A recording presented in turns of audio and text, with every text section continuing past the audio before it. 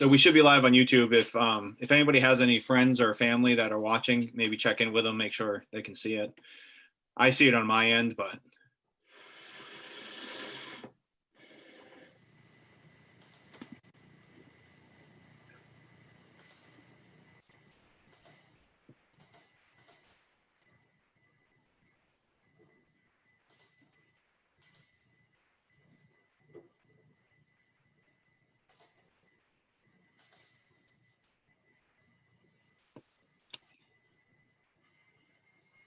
All right, I got confirmation that's working.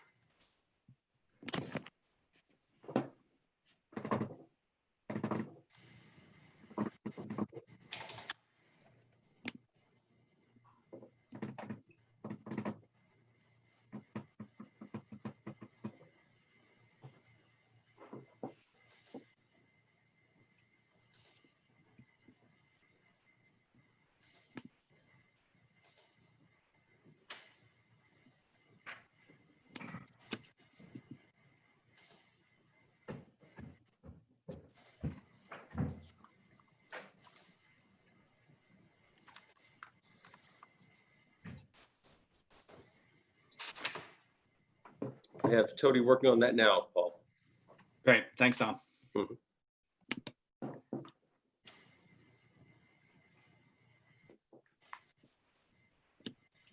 I think without objections, I think we're gonna get started. Is everybody ready? It's 4 o'clock.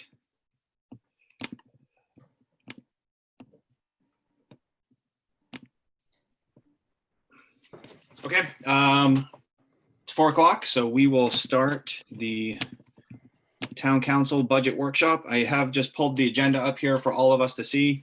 Today is Tuesday, June 9th, 2020. This is a 4 p.m. workshop on the FY 2021 budget.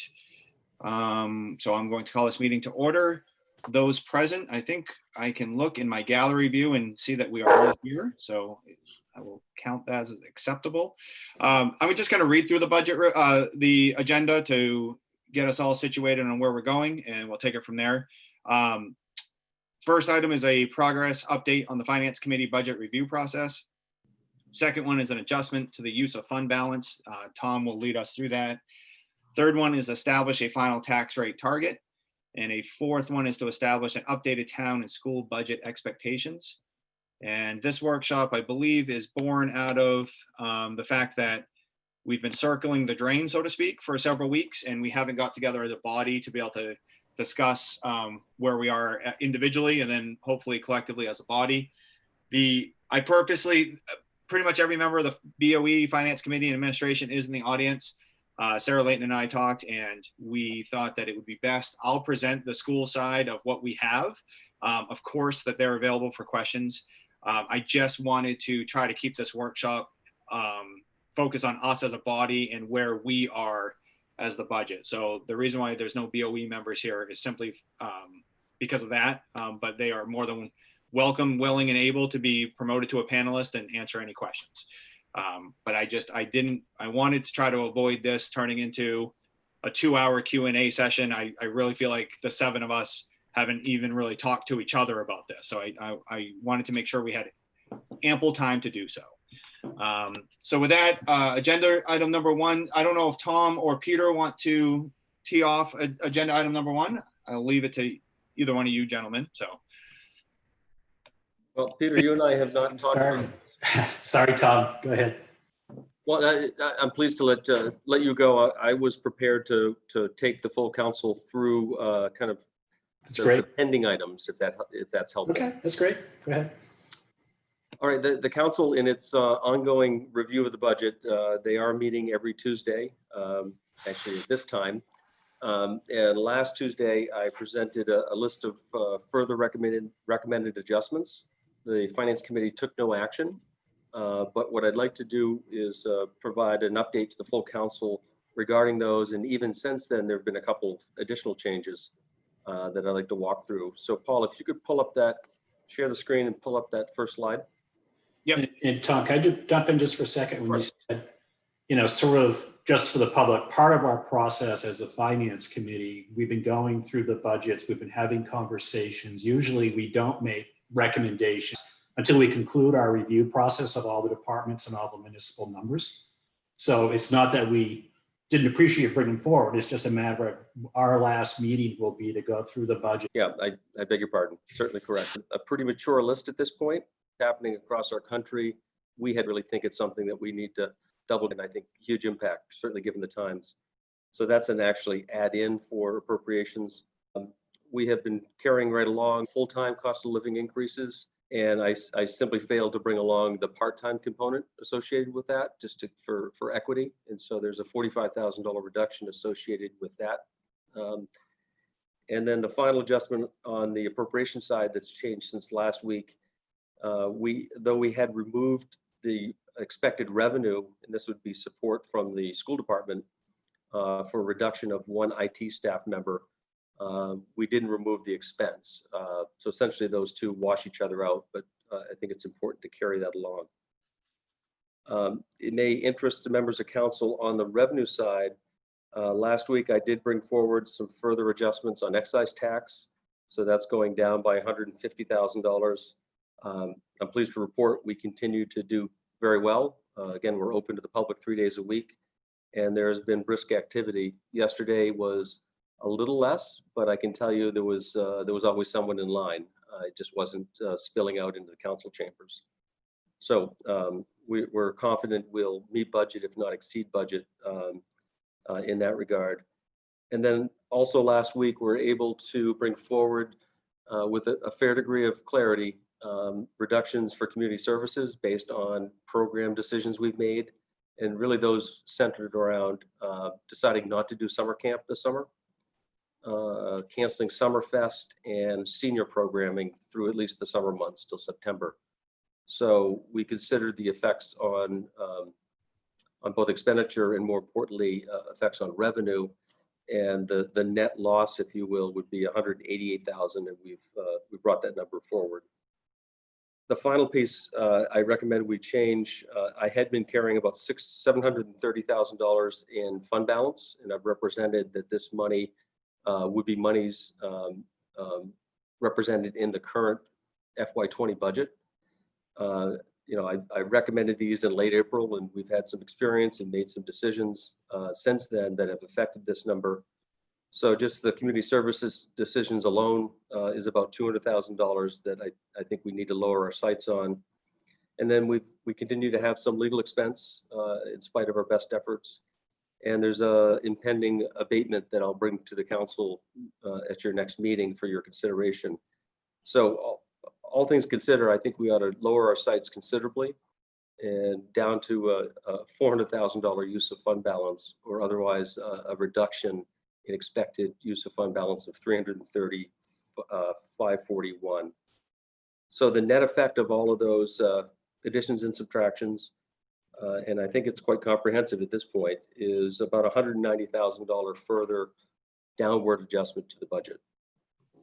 This is Peter. Can you just be clear? The use of fund balance really isn't the fund balance we've carried over from prior years. This is what you think you've generated in this calendar year from some of the curtailment activities and other things. Is that so? It's not like we're dipping into fund balance. That's my expectation. Yes, this is always a challenge to estimate. This is particularly challenging this year to estimate. So, but yes, you've characterized it correctly.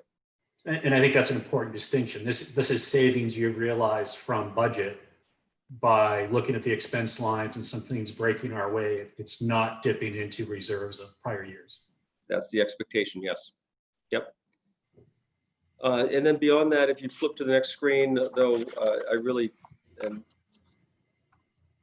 reticent to even review these, but in the vein of modeling, I had produced a series of tiers, if you will, to follow the leave the school. And these do not come with my recommendation, but these are further areas of adjustment that I guess could be considered if the council feels it necessary. So the work I've done tonight does not include these items. It models those items that either have been adopted by the council in first reading and those items that I've just reviewed as my recommendations. So perhaps I'll stop there, and I'm pleased to answer questions of council to make sure people have an understanding and appreciation for kind of that level of effort. Tom, before we do that, can we go to, since we just recapped your efforts and that's a snapshot of where we are, if we couple that with what we had at first reading for the school, can we just go to the tax computation that's just about where we are, separate of the COVID issue, but with what you just offered up? Yes, so just scroll down the first tax rate sheet, this one right here. This models what I just reviewed, those recommended items plus what was done in first reading. In addition, it does fold in the items that the school has provided to the council last evening. We've folded those items in.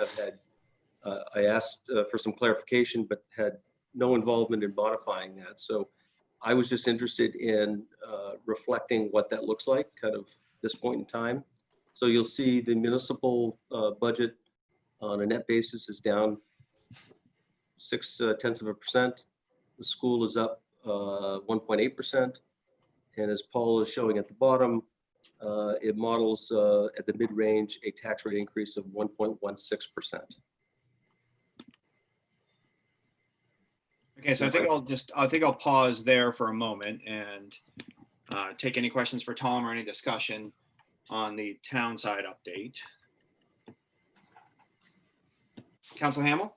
Yeah, I'd like to work right to left here. I mean, that's a lot to reconcile. So Tom, can you go back? Can you put that last one up again? I'm trying to figure out where we were last. I recall a number of 1.56 that was the mid-range number of the last one that we were working with.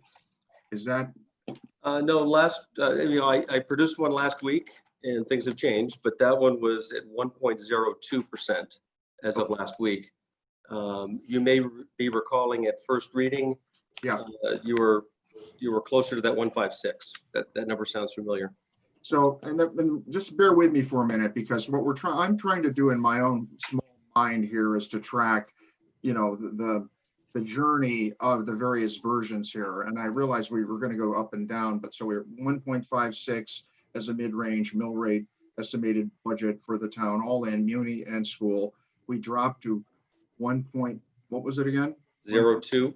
1.02, and now we're back up to 1.16.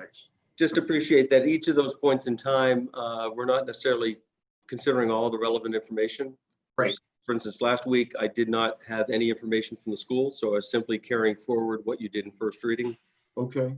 And then similarly tonight, I'm including some fairly drastic downward adjustments in revenue, and that has an obvious effect. So each of these, needs to be considered for what it's factoring in. And if I may, Paul, just two quick follow-up questions. So Tom, the number I was stuck in my head was 430K was the last one I saw in terms of reductions. And now we're looking at 830K. So do I have that right? That it's another 400K that we've found roughly? I'm sorry, Mr. Hamel, I don't follow your question. So the last number I saw on Wednesday, we were looking at something like $430,000 in terms of reductions. And now, can you help me get from that number to 830 on your second slide here, your next page down? Yeah, this second slide has not changed at all from the last time, from last Tuesday anyhow. I can say that for certain. The first slide has changed in the areas that I've shown in the beige color. And just for clarity, Tom, this second slide is not in that mill rate calculation whatsoever. Not at all. No. So Tom, the only thing I'd say is, can we fish out that 430 slide? I mean, because what I'm really struggling with here is I'm a reasonably close follower of these numbers. I'm really struggling with trying to follow, even the top line, lead in here. So, you know, is that a figure, is that a slide you could show us somehow, the 430? And I realize this is just, we're not committing to it, but it would be sort of like, you know, another bridge here for us. Yeah, I beg your pardon. The number 430 does not resonate with me. Well, Other members of finance, does that ring a bell with you? Isn't that what you're going to carry forward from fund balance? No, it was 730 and now I'm 730 proposing is what 400. we were gonna carry forward from fund Okay, balance. so it reduced 430. Okay. Tom, was there any chance, was that the amount of new adjustments net? I did have a question as well, Tom. Next to the community services adjustments, Yes? Tom, I just, well, point of order here. My question's not been answered yet, and we're moving over to John Clucci here asking questions. Can you help me? You know, no missing slide that I have in my mind, and maybe there was no such slide, but I'm having a hard time following the path here. Tom, was that potentially, you brought forth some new adjustments last time we met? Was that the new adjustments that you added to the table? Because at one point your budget was down about 5% last finance committee meeting when you brought numbers. So you brought some additional things to the table. I don't know if that's what Don's thinking about. Well, I think the big difference is I've downward adjusted the fund balance, and that's $330,000 downward pressure from last week. So I just want to lead this question, okay, and I'm not expecting you to answer it, but this is where I'm having difficulty. We're jumping from a new funding slide to a new not to be touched additional reduction slide. And the last slide we saw was something that I recall was in the same colors. It was in yellow. It was somewhere between $380,000 and $430,000 that we had identified on the town side in terms of reduction. So I'm just having a little bit of a roadmap problem here. Well, all I can say, Councilor Hamel, and I will do my best to try to source that out for you. But the first slide that we've showed is exactly as it was a week ago, except for the items that are shaded. Okay.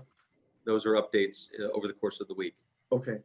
Great. Thank you. And again, just for clarity, Don, the ones that the second slide quote not to be touched, that's from the 0% exercise. So those just keep getting brought forward. Right. But the second slide is just from the 0% exercise. So is that 430, Tom? I can't quite It's see. 421. Okay. Might that be the number? That's it, Tom. That's the one. Okay. Yeah. All right. Yeah, and so the difference is the changes that I've proposed, and we can pull that slide back up again in the beige. And most importantly, the reduction in use of fund balance makes that 421 now 189,099. Okay. Okay. So can if I try to net this out, does that mean that we're funding less from the fund balance, but our net reductions in costs are 200,000, not 400,000, not 800,000? That's correct. The net reduction is reduced because of the reduction in use of fund balance. Correct. Thanks, Tom. Thank you very much. Well, Okay. John Clucci, thanks. Thank you. John, you're on mute, but if you want to unmute and ask your question. yeah, no, my question was just related to the community services line items. There's a note that says see details, but Yeah, I beg your pardon. I had that available. I think, looked at it quickly at the finance committee last week. I'm pleased to share it. There's an associated spreadsheet that I draw from, so I'll be sure to share that around.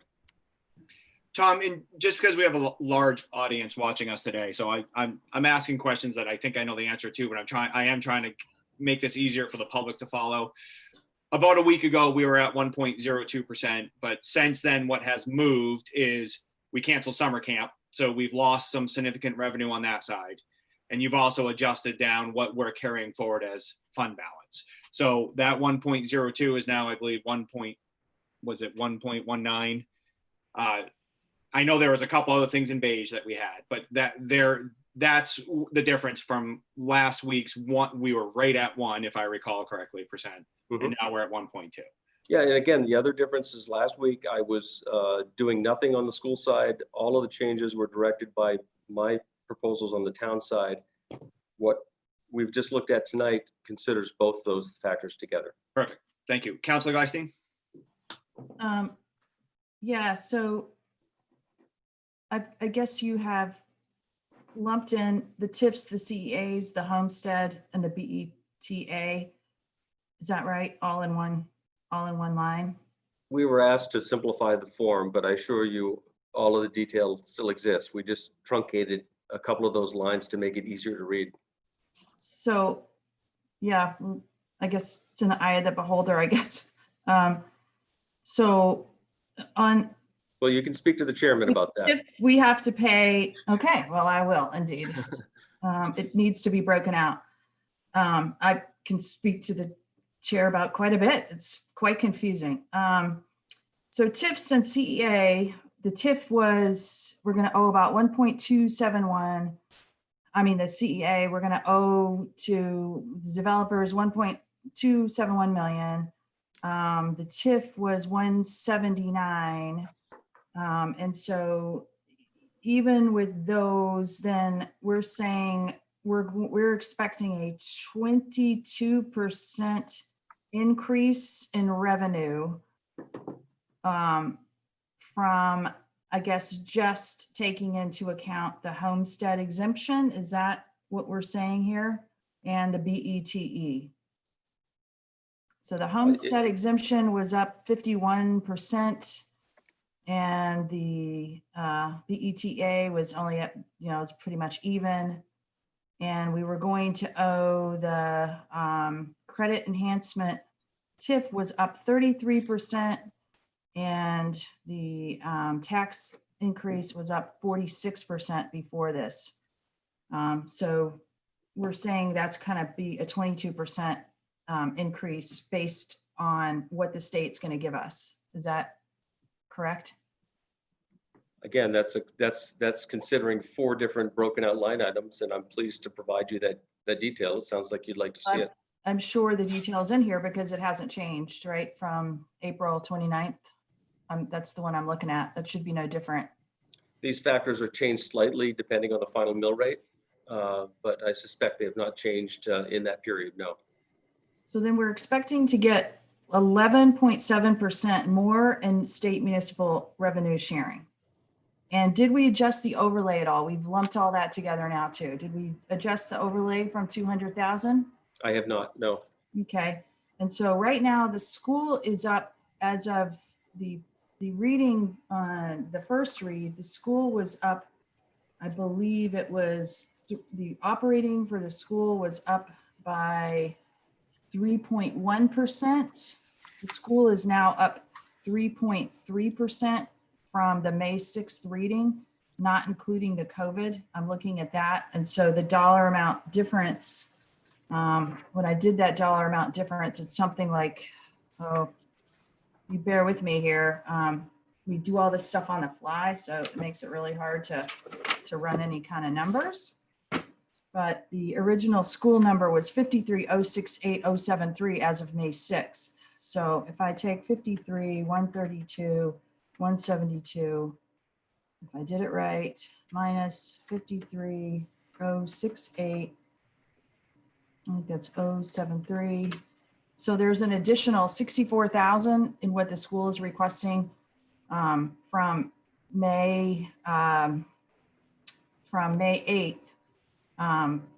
And I guess it's a lot higher because the May 8th budget included some increase for the nursing services, which I guess has been all pulled back out.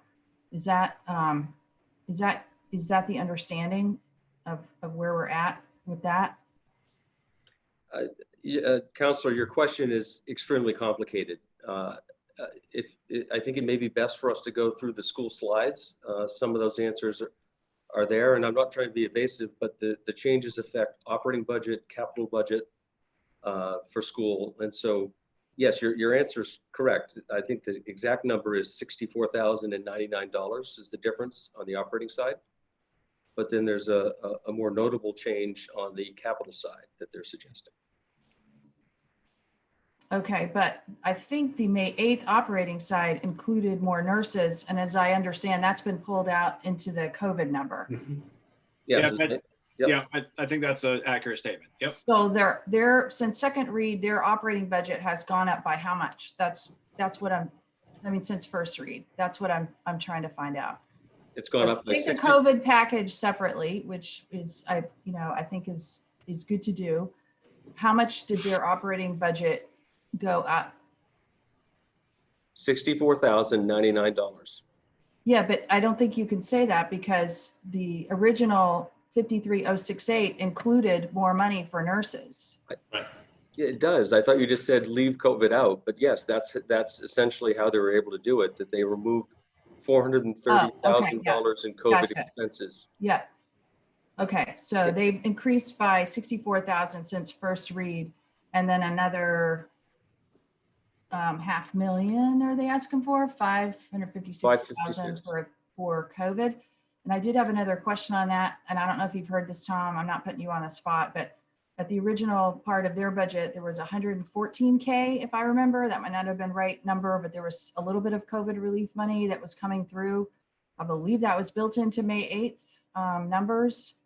And it had to do with where we stood on Title I or something like that. I'm sorry, I didn't totally follow it. I don't have the number in front of me, but is the 556 reduced by that number, or is it?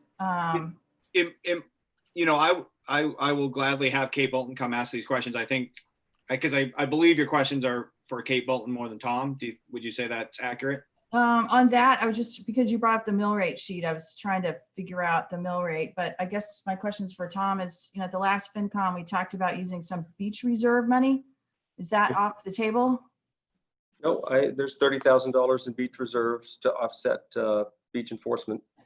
Okay, so how does that jive with the beach reserve officer 33 in your tier 1 not recommended? I thought that was going to be a break even between revenue and the beach reserve.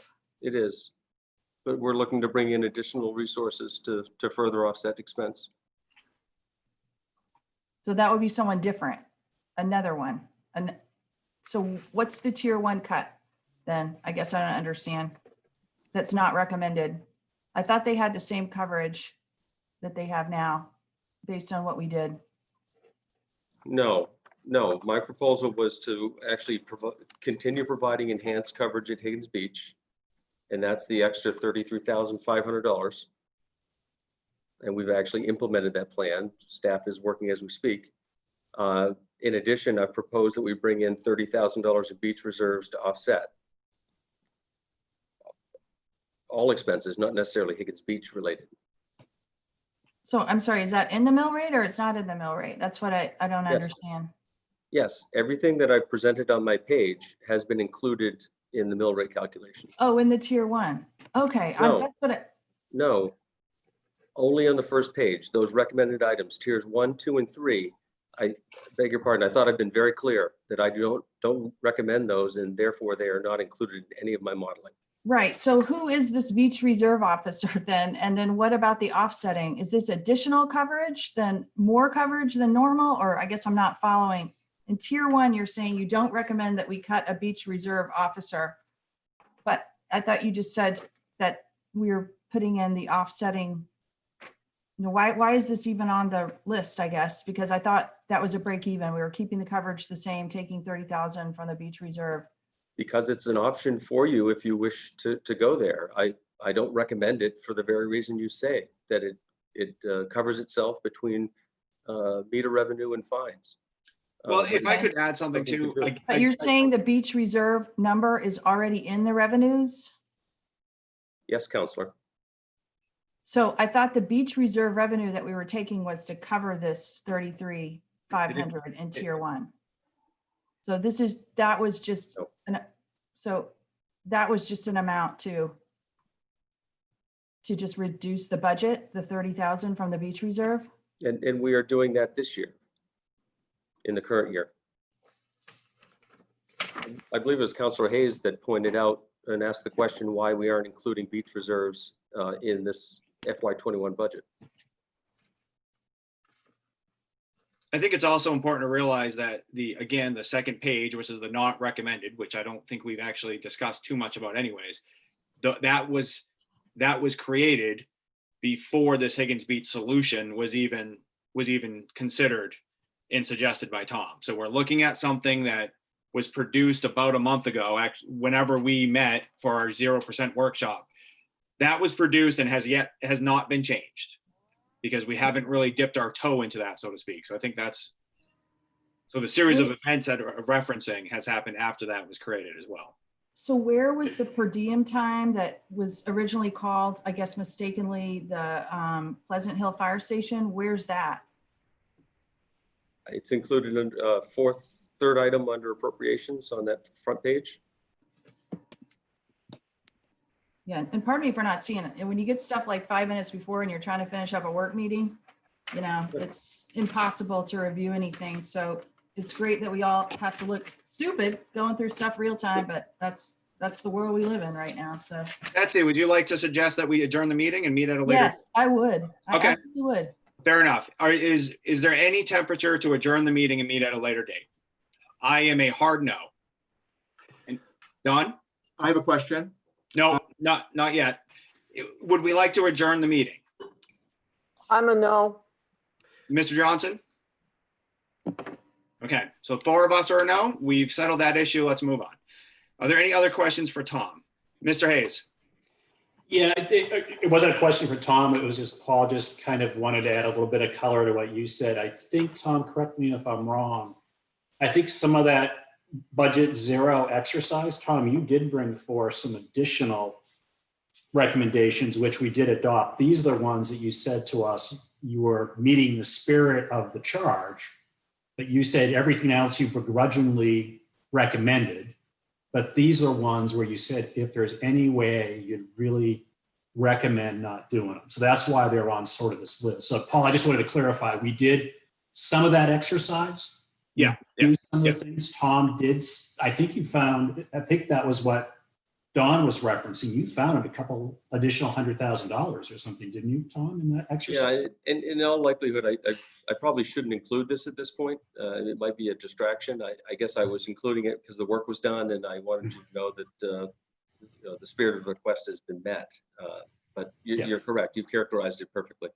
And I think, and I just want to commend, Tom, I know Tom has jumped through hoops in the staff and it's been incredibly stressful. We've seen some of that stress. I do want to thank that effort, Tom. You've given us all the tools. We just need to put the tools to use, which I think is the purpose of tonight, to say we've got all the tools in front of us. Now we need to kind of give some guidance on, you've done what we've asked you to do. Mm-hmm. Now we need to do what we need to do. Okay, thank you. Councilor Hamel? Yeah, I just on that point, I just want to, and I know we'll talk about this later as we go through, and I don't want it to be too much about process, but there needs to be time for us to digest this stuff, and even for us to confirm what version we're dealing with and how we got here. Okay, so most of the discussion we've had so far is to that point. So what we're simply asking for is context and a way to try to understand where we are in this journey. So it's an appeal. This is not, an angry statement. It's an appeal to help us be educated and effective so we can help to educate the public on what we're doing and why. So I just, that's just my lament there. And I saw what happened with the attempt to postpone, but, this is asking a lot for us to turn on all of this and then to make potentially, this is an agenda item tonight to potentially make a recommendation on a second read number. That's a very big decision with a major twist and turn that we've had just in the past couple of days. So that is really a lament more than anything. Yeah, listen, I think that's fair, but I think it's important to realize that the first slide we're working with here has been in circulation and in the public realm and in front of the Finance Committee for at least 2 weeks. So it has simply been updated with three peach lines. So the only difference between what we're looking at right now and what the Finance Committee looked at 7 days ago is 3 peach lines. And that's we've only met publicly now since summer camp was canceled. So, I get it. And that's the nature of this beast, but this material that Tom has brought forth is not new. It's simply updated. I think your phrase floating around is a very apt one. Councilor Cucci. Yeah, I agree with the points about always striving to make things more clear and more digestible, providing better context, text. I think we need to strive to do that. But I on the same token, I will say I think what we've done with the tax rate computation is an improvement. I think with the prior versions, it inappropriately made it look like the town was taking a bigger part of the burden than the schools. And I think the way you're presenting it now, it's clear. So I see that as a step forward. I think that's an improvement. So good job with that piece. Any more questions or discussion around Tom's update for the first slide, so to speak? No. So I guess what I'll do is I'll share the BOE slides, my interpretation of what's happening, and it's probably the best just to bring in Kate Bolton because I'm sure there'll be questions on the school side. So unless Kate wants to signal to me that she wants to present it, then I will present it and then we'll go from there. So bear with me for 1 second. And I'll say right off the bat, I think I'll probably be corrected for a couple of things that I present. But what I have pieced together where we are as far as the school is concerned is at some point about 2 weeks ago, Peter, I think you can help me with this. The finance committees decided, the finance chairs decided, the BOE should allow be given the freedom, so to speak, to allow their CIP budget, particularly that stuff that's appropriated, to be able to talk or speak with, so to speak, their operating budget. I think we were somewhere about $750,000 of appropriated capital improvements in the school. And since they were appropriated, they have the most direct, immediate effect to the mill rate. So the theory was that please give us some recommendations of some reductions of your appropriation. And I believe right here, we have a total reduction of their appropriated capital of about $450,000. I believe they've also brought in $400,000 in fund balance and the adjustments to the operating budget. I think it's pretty important to recognize that the school board is essentially still working off our first reading. They've not received any other directive, official action from us, so to speak. That's part of what we can do today is to refine that if we want to. So they're essentially still working around that first reading number. And in this case is to Betsy's earlier point, my hunch is their operating budget has been bumped up a little bit because their appropriated CIP has also been knocked down. One of the things that they have done here, which is an important distinction, is they've essentially, what we see here is pretending COVID-19 doesn't exist, so to speak. And so to Councilor Gleistein's earlier point, I believe they have taken out 2 nursing positions from the budget. They've bundled it up into a total COVID-19 response package, so to speak. And it is almost presented to us independently of them working around the goal. I think it would be fair to say that if we were to look at this and fund this, they are asking for an increase of their operating budget of $556,000 for COVID-related support. So where we are is we adjusted the CIP, we adjust the operating budget to work around that first reading. However, it's been manipulated, and I say manipulated not in a negative connotation, but it's been manipulated in a way that they've carved out the COVID response, A, to help them fit the goal at first reading, but B, to probably highlight what is actually needed for the COVID response. That is my summary. Again, I probably said something incorrect there. I do actually, let me just show one quick thing before. I do think it's worth, what was also done is another tax computation rate. You see at the top here, this is a tax computation rate to assume we funded the $556,000 for the COVID response. And what would that do? And just like below, just like before, we have a mill rate analysis. If we were just to say, okay, we're funding that, that's what we're looking at for a mill rate analysis if we were to fund the entire 556. And just so you can appreciate, for lack of a better place, but I think it's the right place, we've simply added the 556 into the gross education, into the operating budget. For simplicity purposes, right? So with that, clearly I'm not qualified to answer questions. So Don, can I assume your questions for Kate Bolton or? Yeah, that was my appeal, Paul, and I appreciate you taking, the laboring oar and trying to present this, but I think it would be very helpful to have someone available to present and to explain, the changes here. They're not uncomplicated, so that I would support what you have offered there. Thank you. I don't know Kate, if it feels you've better. been thrown into the lion's den. Sorry, guys, I'm having trouble with my screen here. Okay, and if there's anybody else that it makes sense to bring in, I'm glad to do that as well. Peter, did you have a question before I get getting ready? Yeah, it's a question for Kate. So I don't know if Kate's ready or not ready or. Yes, I'm absolutely ready. I think Sarah was thinking about coming in as well to Okay. sort of give some context from the finance committee's perspective. I'm trying. I'm here and I'm ready to go. Okay, I think I've got a couple questions I just want for clarity. So at this point, in either one of these budgets that we're seeing in front of us now, the tax computation sheet, originally there was a placeholder for 350 for engineering for the new primary school. I believe there's still 100,000 of the 350 in this budget, but 250 is not. So that's not a funded source at this point in time. Is that correct?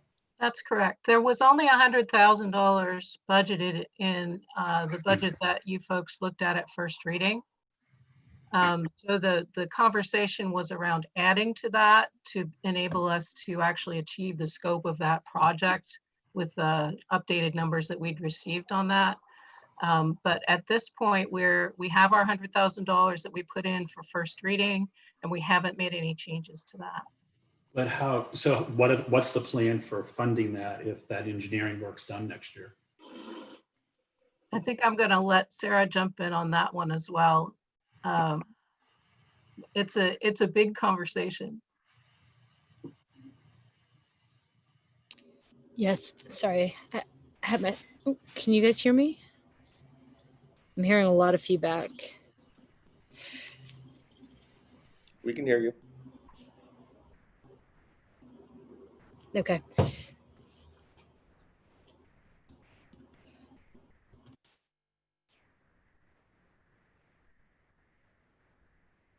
Can you hear us, Sarah?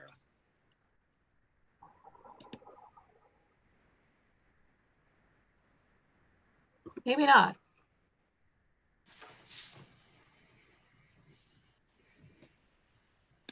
On my way. Well, I'll fill some airtime. We radio folks don't like empty airtime. So I believe that there was some conversation early on with the finance committee, with the town council finance committee, about possibly using some of the impact fees or reserve fees for school impact to try and bulk that number up a little bit without impacting the bottom line in terms of the tax rate. The other piece of conversation that we've had, and the reason that the $100,000 is still in place, is that we thought about using the same sort of tactic that the library has been using in trying to advance their improvement project, which is to fund it partially over time and not take a big hit in any individual tax year, but to build up the funds to the point where we can make some use of them, and either to do work that is that has some longevity, that is to say, some types of research or prep work that would still be viable within a few years period, or simply to hold on to the funds until FY22 and try to combine them with additional funds if we're in a better position in that fiscal year. Okay. Yeah, and I think, Peter, I could speak a little bit to that as well. If you recall, about a week and a half ago, I sent an email to the council and I just asked if there was temperature to put it on the agenda to discuss using the additional money and impact fees. And I asked people to respond to me individually, and of the people that responded to me, there was not temperature for us to take on that right now. And if there is temperature for us to discuss it, that's fine. I had received individual word from 4 other counselors that it wasn't quite the right time, so to speak, to take up this conversation. So No, That- no, that's I where mean, I'm the at. only reason I raise it this evening is we think about this budget and we think about a goal. I think we just need to know if we are going to be asked to find 250,000 in some other source next year. I think I did respond. My concern with impact fees is I'm not convinced, as I read it, that you can actually use impact fees. I think it's supposed to be for a permanent structure. At this point in time, the impact fees for an engineering study is not a permanent structure. So I don't know, there's Maine state laws that govern that. So it may be out of our realm of decision-making. So I'm just trying to say, if we need to make room in the budget, we should have that on the table tonight so we can make room in the budget. If not, it's going to be a major funding issue that we'll have to solve off cycle in some manner. And it would be cleaner to include it if we can. So that's one. And then the second question, Paul, I just wanted to point out, in those most recent, what I got anyway, for the most recent capital budget, there's still 2.8 million in it. And there's still 700,000 in appropriations that have not been adjusted as of this evening. So there's still 700 in appropriations in the school capital budget, just as sort of a point. So those are. Hey, Paul, can I just check that you can hear me real quick and I can just address? Yes, we can hear you. Yep. Yeah, okay. Sorry about that, guys. Just one other thing, and I think Kate covered most of it. I had to drop and then dial back in, so I missed some of it. But I think, the direction that we're looking for is, the fact that we're in a pandemic doesn't change the fact that we still have more families and more students come to the town, and our current situation, our current buildings just will not meet the capacity that we're expecting to see for enrollment. So with that being the case, this is still something that we need to pursue. And we were looking for direction if that could be funded out of impact fees like things have been funded in the past. And if not, then I think it needs to come back to the finance committee and board to have a discussion on whether or not that's additional money that we want to fund within our budget or not. So that's the ask. And if you guys are saying no, then I think we need to have a conversation on whether or not we want to add that back in. And obviously we still have a goal that we need to meet. So that will require obviously taking other things out. Thank you, Sarah. I think, Kate, just one last question. Of the 556 that is now being set aside in the COVID, how much of the 556 was in the original budget? 430,000. Had some of the. Would it be helpful, Paul, if I don't know if I can share screen, but I could show the list of the items? That would be great. Yes. I can do that. Let's see. Do you have the share screen button at the bottom? Yeah. I do. Perfect. Can everybody see that? Yep. So what was the original budget and what's new this evening? I'm sorry? What was in the original tier 4 budget that we've been talking about at the first read? Were all of these items in the original budget? Everything except the last item on the list, transportation, Okay. bus drivers. So in the original tier 1 or 2 reductions, I don't recall exactly which tier it was in, we had 3 unfilled bus driver positions, which we had proposed to reduce. And in fact, we did reduce as part of that $2 million reduction that you folks accepted for first reading. And the amount of the other items was the 430,000 that was in that original ask that was part of our operating budget. The transportation bus drivers line that's at the bottom makes up the difference to the 556. And that's actually there because since the time of first reading, and actually since within this last week, we've been getting more and more guidance from the Department of Education about school buses and what they expect our social distancing requirements to be on school buses.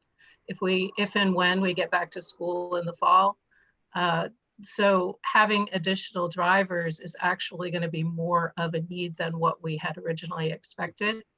And it's on the COVID list now because it's in direct response to the situation and the requirement for social distancing. So 430 of this was in the original first read budget. So you've taken it, they're not new costs, you've just re-characterized it into another bucket. Yes. Yeah, Thank you. Kate, I don't know that they were in the first read, but I think they were in the first round of the tiered reductions. So our first reading did not include these, but when we Right, did the I'm first, sorry. when we I did the meant, proposal that to meet the town council first reading, the first Right, iteration of that, exactly. it was included. exactly. So not in the school board's first reading, but in the town council's first reading. Town council's first reading, yes, that's what I was referencing. Thank you. I can see Counselor Hamel and Tom. So Counselor Hamel, I can't see anybody else. So if you guys just want to pipe up, it's fine. I can't see anybody. So Hey, Paul, if I might, I want to just, not to jump back too far, but I know Sarah mentioned this question about the impact fees. So I just want to make sure we have a chance to address that tonight in some fashion, because it does seem, use of impact fees, if it's a policy question, it's going to be a longer discussion. And I was also one of those people who didn't respond, and you were correct in assuming that I felt we didn't have the bandwidth for it. But it is, if it is something that's going to require like a policy decision, and then what's the impact for future requests that are similar, that does sound like that's going to take some time to discuss. I would not propose we do it tonight, but just as a placeholder. yep, I totally agree, Don. Yep. And I just want to see clarity for myself, and perhaps others might be interested. So the so-called reallocation, I presume those monies that originally were destined for COVID costs are now being used to perhaps restore some of the positions, sports programs, other extracurricular. Is that a fair assumption? I would call that a fair assumption, yes. Hey, Sarah, can you hear me? I'm sorry, I can't see anybody. Sarah, if we choose not to Yep. fund this 556, can you speak to how it's going to get funded? It will require cuts of teachers and programs. There's no way around that. So just to be clear, this is not, I'm not debating whether we should fund it or not, but this isn't an optional 556 in your world. This needs to be funded. So if we opt not to fund this, then there will be a trade-off. Correct. Okay. I had a question for Kate. Did you happen to, and I apologize, I'm not caught up in the BOE Finance Committee meetings. But did you update the tiers? So, so it sounds like about 430K, well, plus 69. So about 500,000 has been added back in from tier 4. Did you update that with what's in, or you gave a great document, I thought, where you took your line item and you added a couple of columns to it and said if this was in, and this would be what the savings would be, and adjusted the FY21 tier 4 column. Have you made any, do you have any similar documentation to that now based on, I guess, the work the Finance Committee has done of what's in and what's out? We've been using that sort of multicolored tiers document all the way through our process. And Sarah actually, I think, has the latest version that she created. And, again, there's some moving targets in there. There's some questions to be answered. So we haven't produced a polished one yet. We were kind of hoping that after this meeting, we would have a more solid bottom line number to work with, and we'd be able to polish that up and share it. Okay, thank you. And so if you're putting in 3 bus drivers for COVID, have decisions been made about contact sports and things that's highly unlikely to happen, or are all those things still funded on top of the COVID requests? Right now, we haven't made any reductions to sports except for a handful of them that appeared in our tier 1 and tier 2 originally. Okay. Yeah, the same document that we have been sharing right along has some reductions, but right now, of course, our guidance changes every 5 minutes, it seems, but right now the MPA is talking about having fall sports. In fact, they're putting a schedule into place. They're reaching out to athletic directors to talk about what types of policies and procedures and restrictions might be in place to make things happen. But I think right now we're operating on the premise that there will be some form of fall sports programs going on. And so we haven't really been able to quantify what it would look like not to have them. Right, it's just, it's a little incongruous to say kids won't be able to sit next to each other on the bus. At the same time, they're gonna, be playing in heads. I think there was one board member that said, maybe some stakes have to be put in the ground about, what gets fun and what doesn't. Sadly, on the community services side, some stakes had to get put in the ground. So I know it's tough though. It's so hard to know, and the guidance changes every day. I really like the idea of breaking out the COVID package. And I've heard of other towns, borrowing the money to cover this COVID package. So, Another maybe it's an point, option. another thought in that regard, Betsy, is, and Tom and I have talked about this a little bit just in terms of process, that if there is any money to come our way, town or school, from the feds, any additional money that's supposed to be addressing COVID related needs, it might help us to have a solid understanding of what expenses we have that are specifically driven by Right. by this pandemic and not just part of our regular world. I think that's a really good idea. And that 114K, I think that was in the first set of tiers that you said was related, I think, to Title I funding or something like that, that there was a little bit of COVID relief that was expected. Is that still there? Is that gone? Am I just remembering that wrong, or? We have talked about that. There's some money that has a bunch of acronyms attached to it that has already come down from the federal government. Scarborough schools are entitled to $105,000 or $106,000. It's linked to Title I in terms of the way that they have developed their funding distribution. It's not really Title I money. It's just they've used the Title I distribution method to figure out what each district gets. And so that money is actually available. And interestingly, where you see on the COVID chart that we're using, we have sanitation, cleaning supplies, hand washing, PPE. We've got $28,000 in there. Yeah. It's probably going to cost us about $128,000, but we're expecting to use that CARES money to purchase actual physical stuff, masks, gloves, gowns, cleaning equipment. So you accounted for that. Okay. All right. Thank you. But it's not in our operating budget because it's considered separate federal funds. Okay. Thank you. Hey, Kate, if we do get reimbursed for the COVID cost, do we just assume that 556 gets rolled over to fund balance? Clearly there's not a mechanism there's not a mechanism to give it back to the town, to the taxpayers.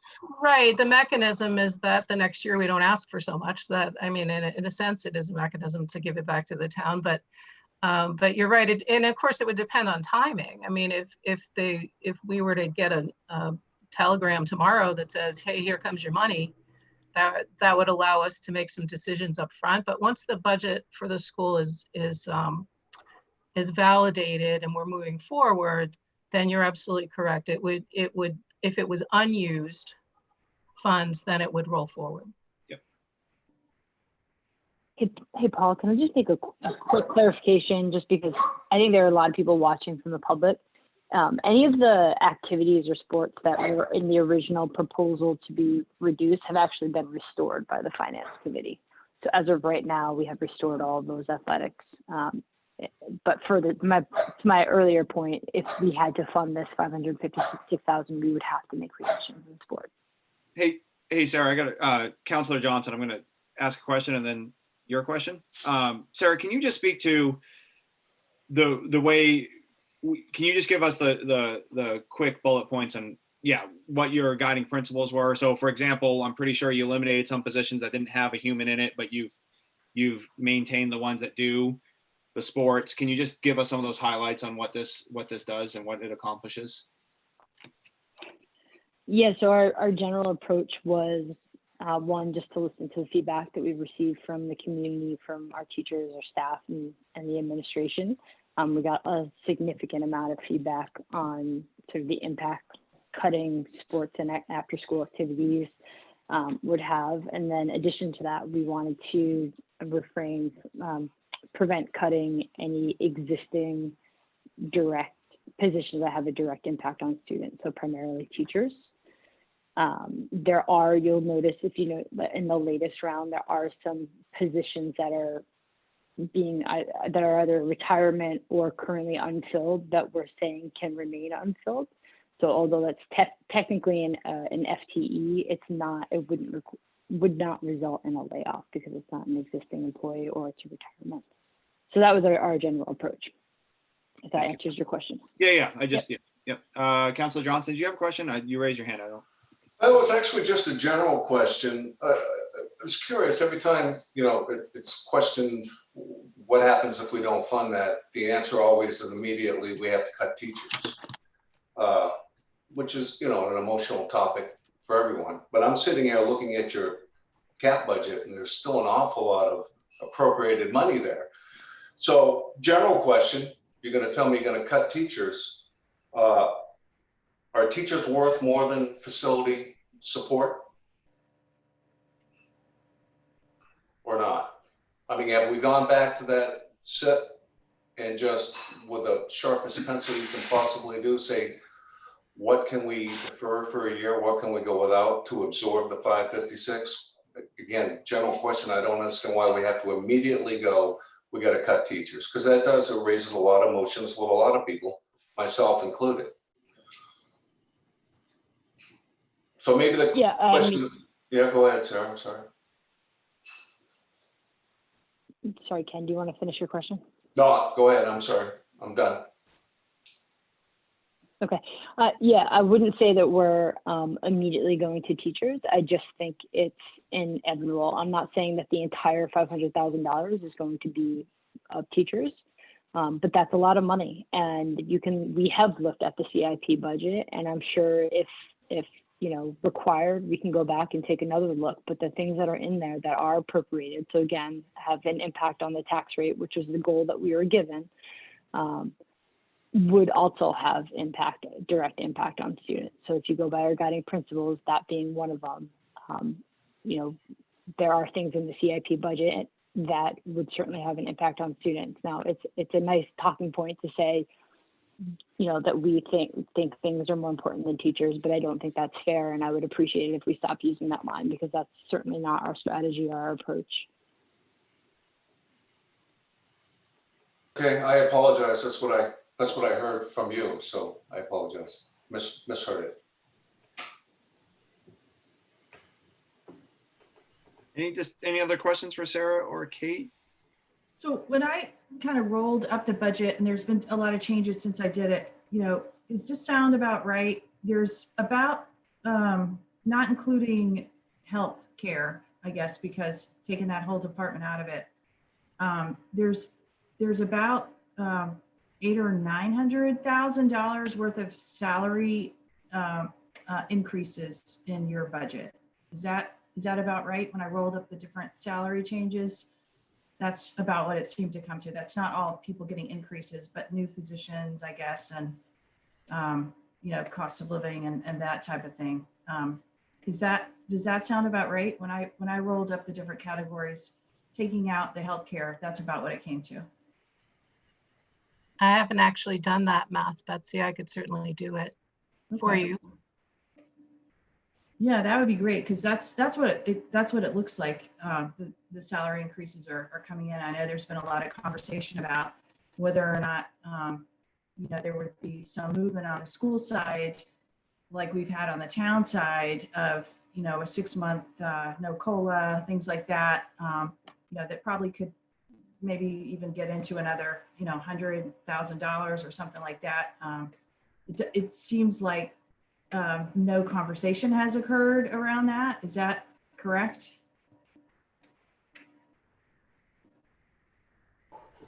I think if you guys are interested in talking about the contract, we need to bring Hillary in. No, not the contract. I'm just talking about the wage increases in general. The not the teacher contract, but the contracts, I guess, in general, the public unions where we've had some concessions on our side, I think they're listed on Tom's. You guys are not looking at any concessions on your side for COLAs, et cetera. Is that correct?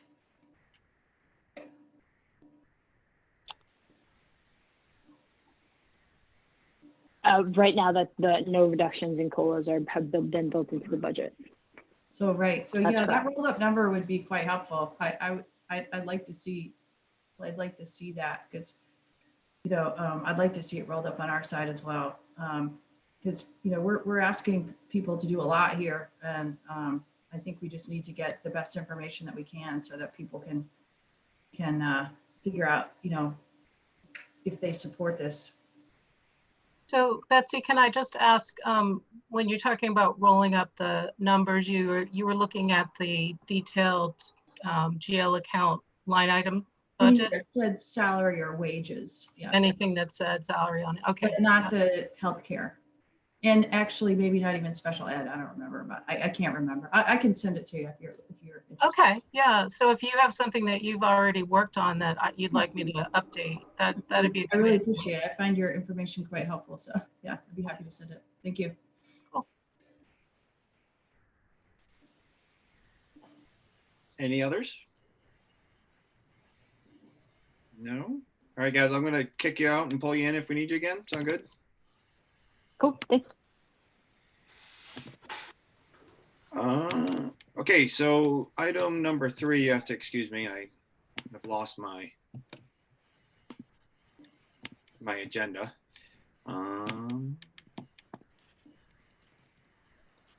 It's establishing the final tax rate target.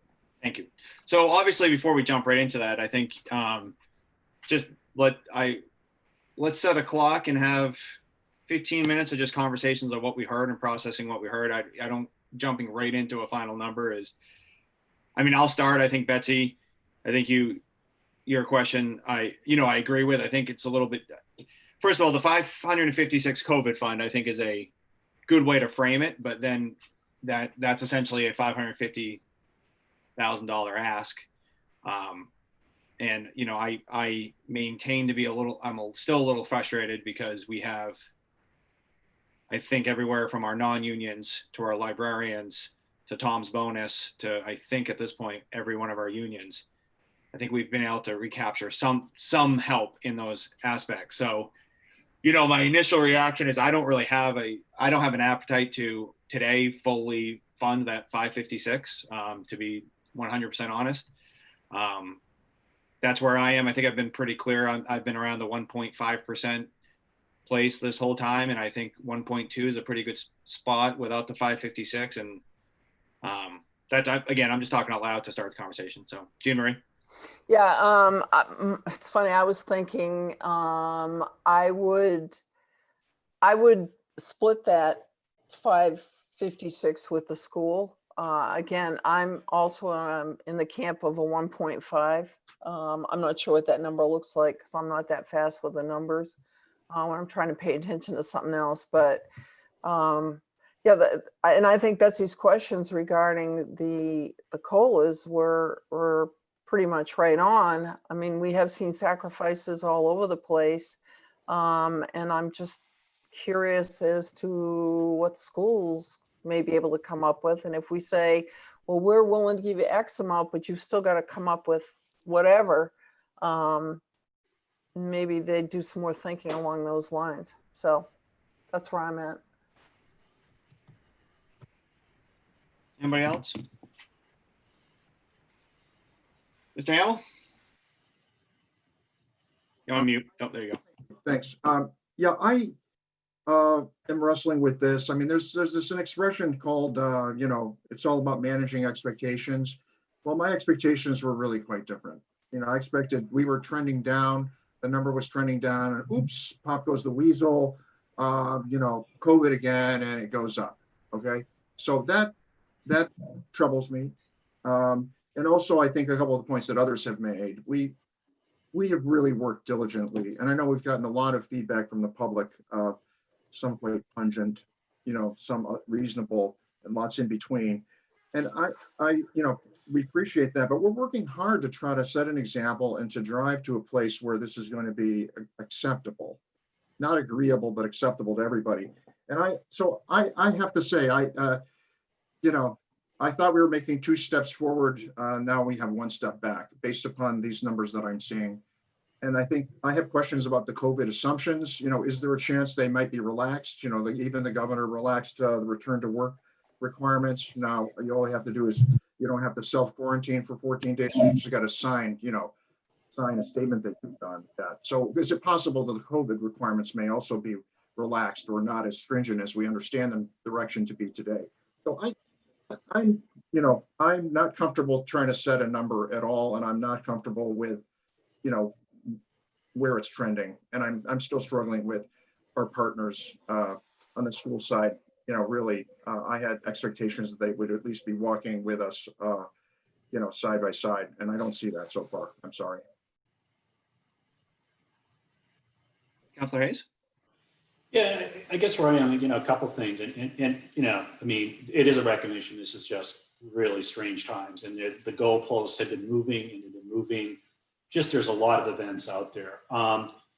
It does concern me a little bit that, especially the COVID piece that we have discussed, 430,000 of that, well, all of it actually was in the original budgets and got removed, and it's being added back in. And at tier 4, which is what we've been talking about, 430 of that COVID expense was in the budget. So, adding it as it's characterized, adding that back in is an additional ask. So that's one piece for me. The second piece for me on that is, I still think, and I think Councilor Johnson asked a great question. It was a question I asked earlier. There's still $700,000 in appropriations. Certainly, maybe some of those appropriations could be looked at additionally. Maybe there's enough room in appropriations to cover the COVID. Some things in appropriations may absolutely touch students. Other things like painting a hallway or that type of thing may not. I think there's room there. But I am most concerned about if we really think, and I think we're dancing around a major issue, if we need to do the engineering study for the school, that needs to be in our budget someplace. I'm really nervous about mid-year, much like the modulars, that we are scrambling sometime mid-year to find $250,000 someplace. I'd hate to do an additional allocation. So I think if we need to do it, it should be a budget item. It should be in the appropriated capital line.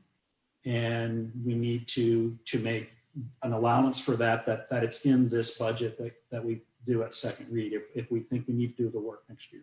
I don't think we can do it from impact fees, or at least that was a concern. We talked about the modular, and I remember Councilor really being concerned about using impact fees for non-permanent structures, which I think this is. So I think there's some states, we just need the answer to that. If we can't do it through impact fees, how are we going to fund it? So I think that's something to look at. I am closer. I don't know if you want to know where we are. I guess that's the second part of the conversation, but those are things I don't think we can wait to decide what to do with the school engineering if we think it's going to happen. So I don't think we can kick that can down the road. I think it's got to be built into the budget number we give tonight. So, Peter, the other side of that is we take the 100,000 out and say, nobody come talk to us for a year. Right. That's yeah. I think the question for the school is if we think we need to do it, and there's, building modulars doesn't make a whole lot of sense either. It's going to take 5 years to do it. So if we're at a point where if they're going to ask for the money during the next fiscal year, then we should budget for it. If they're not going to ask for it, then you're right, Paul, we should make a decision to take it out of the budget and move on. But not having it be the elephant in the room we're not going to talk about and try to find funding off cycle, I don't think is a good model. Yeah. Just not to go down that rabbit hole, but I would fully support taking it out of the CIP altogether and send a pretty clear signal that we'll resume in a year's time. So that's my personal opinion on that. But Councilor Johnson?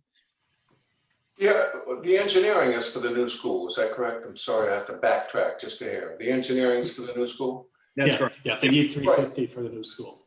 but I'm not an educator, but I've been reading a lot of the guidance, and I don't think we know what we're engineering yet.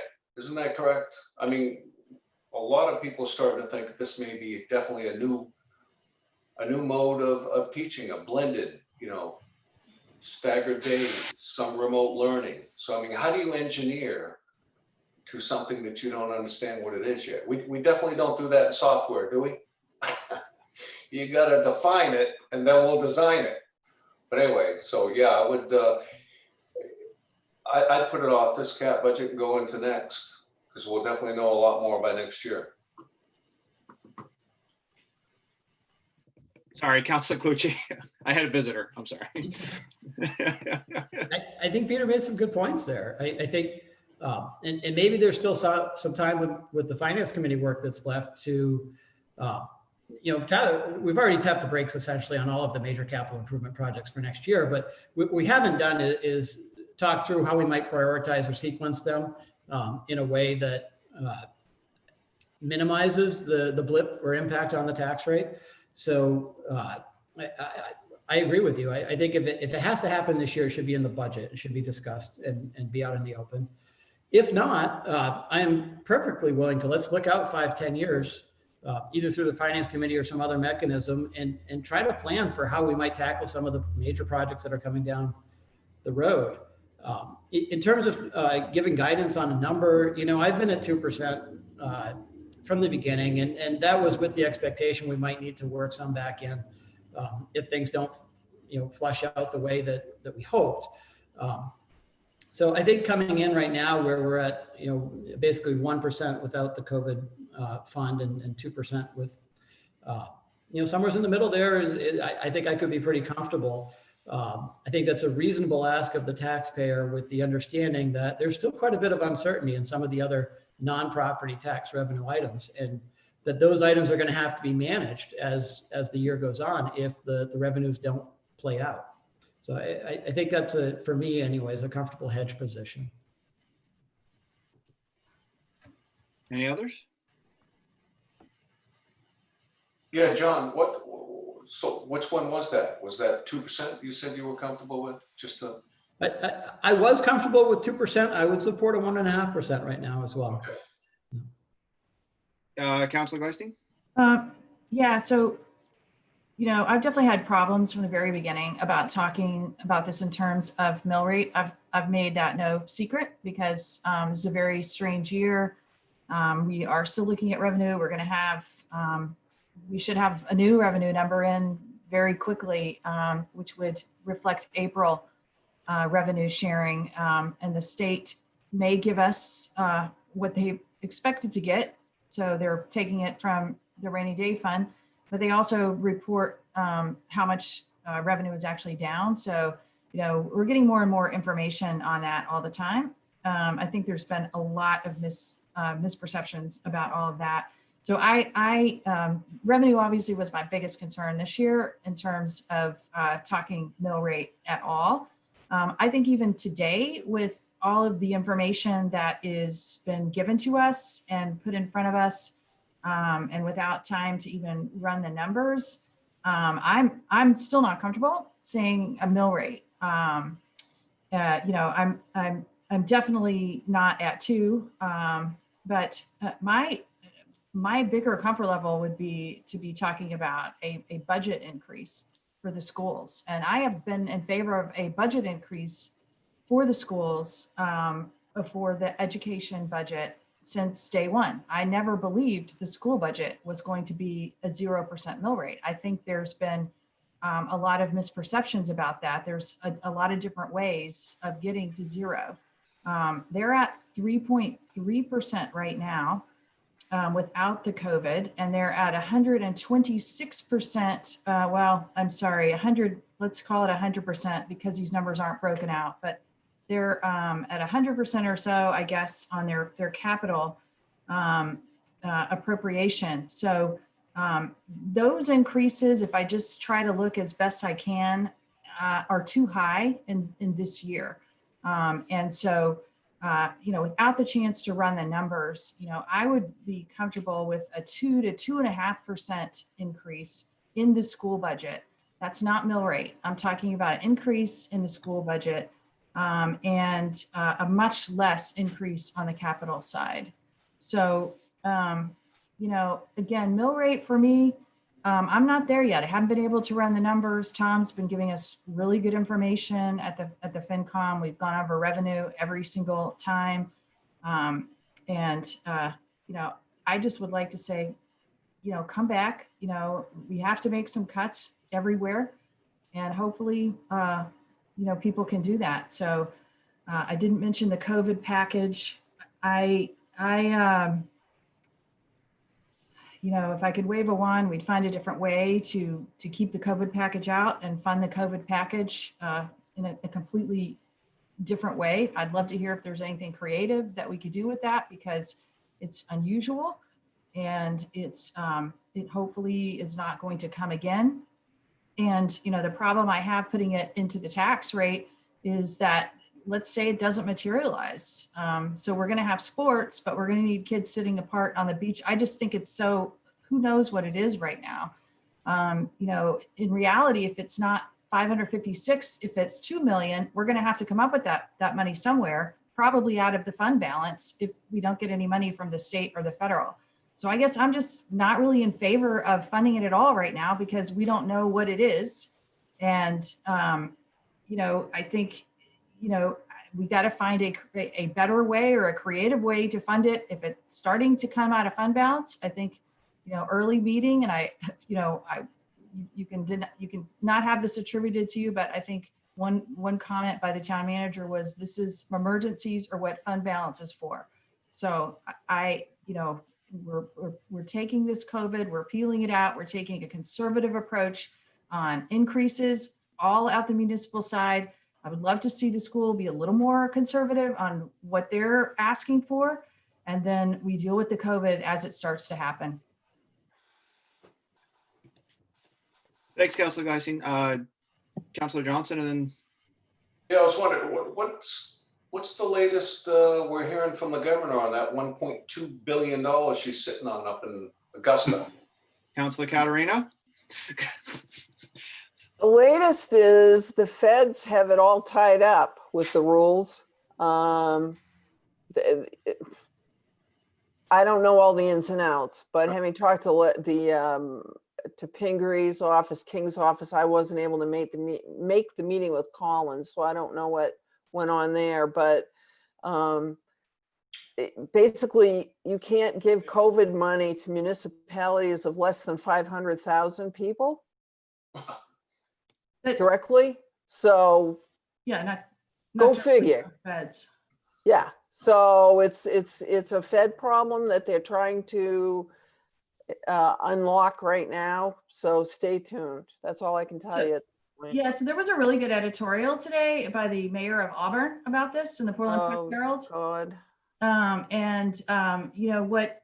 What he said is there's guidance that came out on May 4th, and New Hampshire has actually started to use some of those funds based on that guidance. So hopefully the governor is finding ways to do that.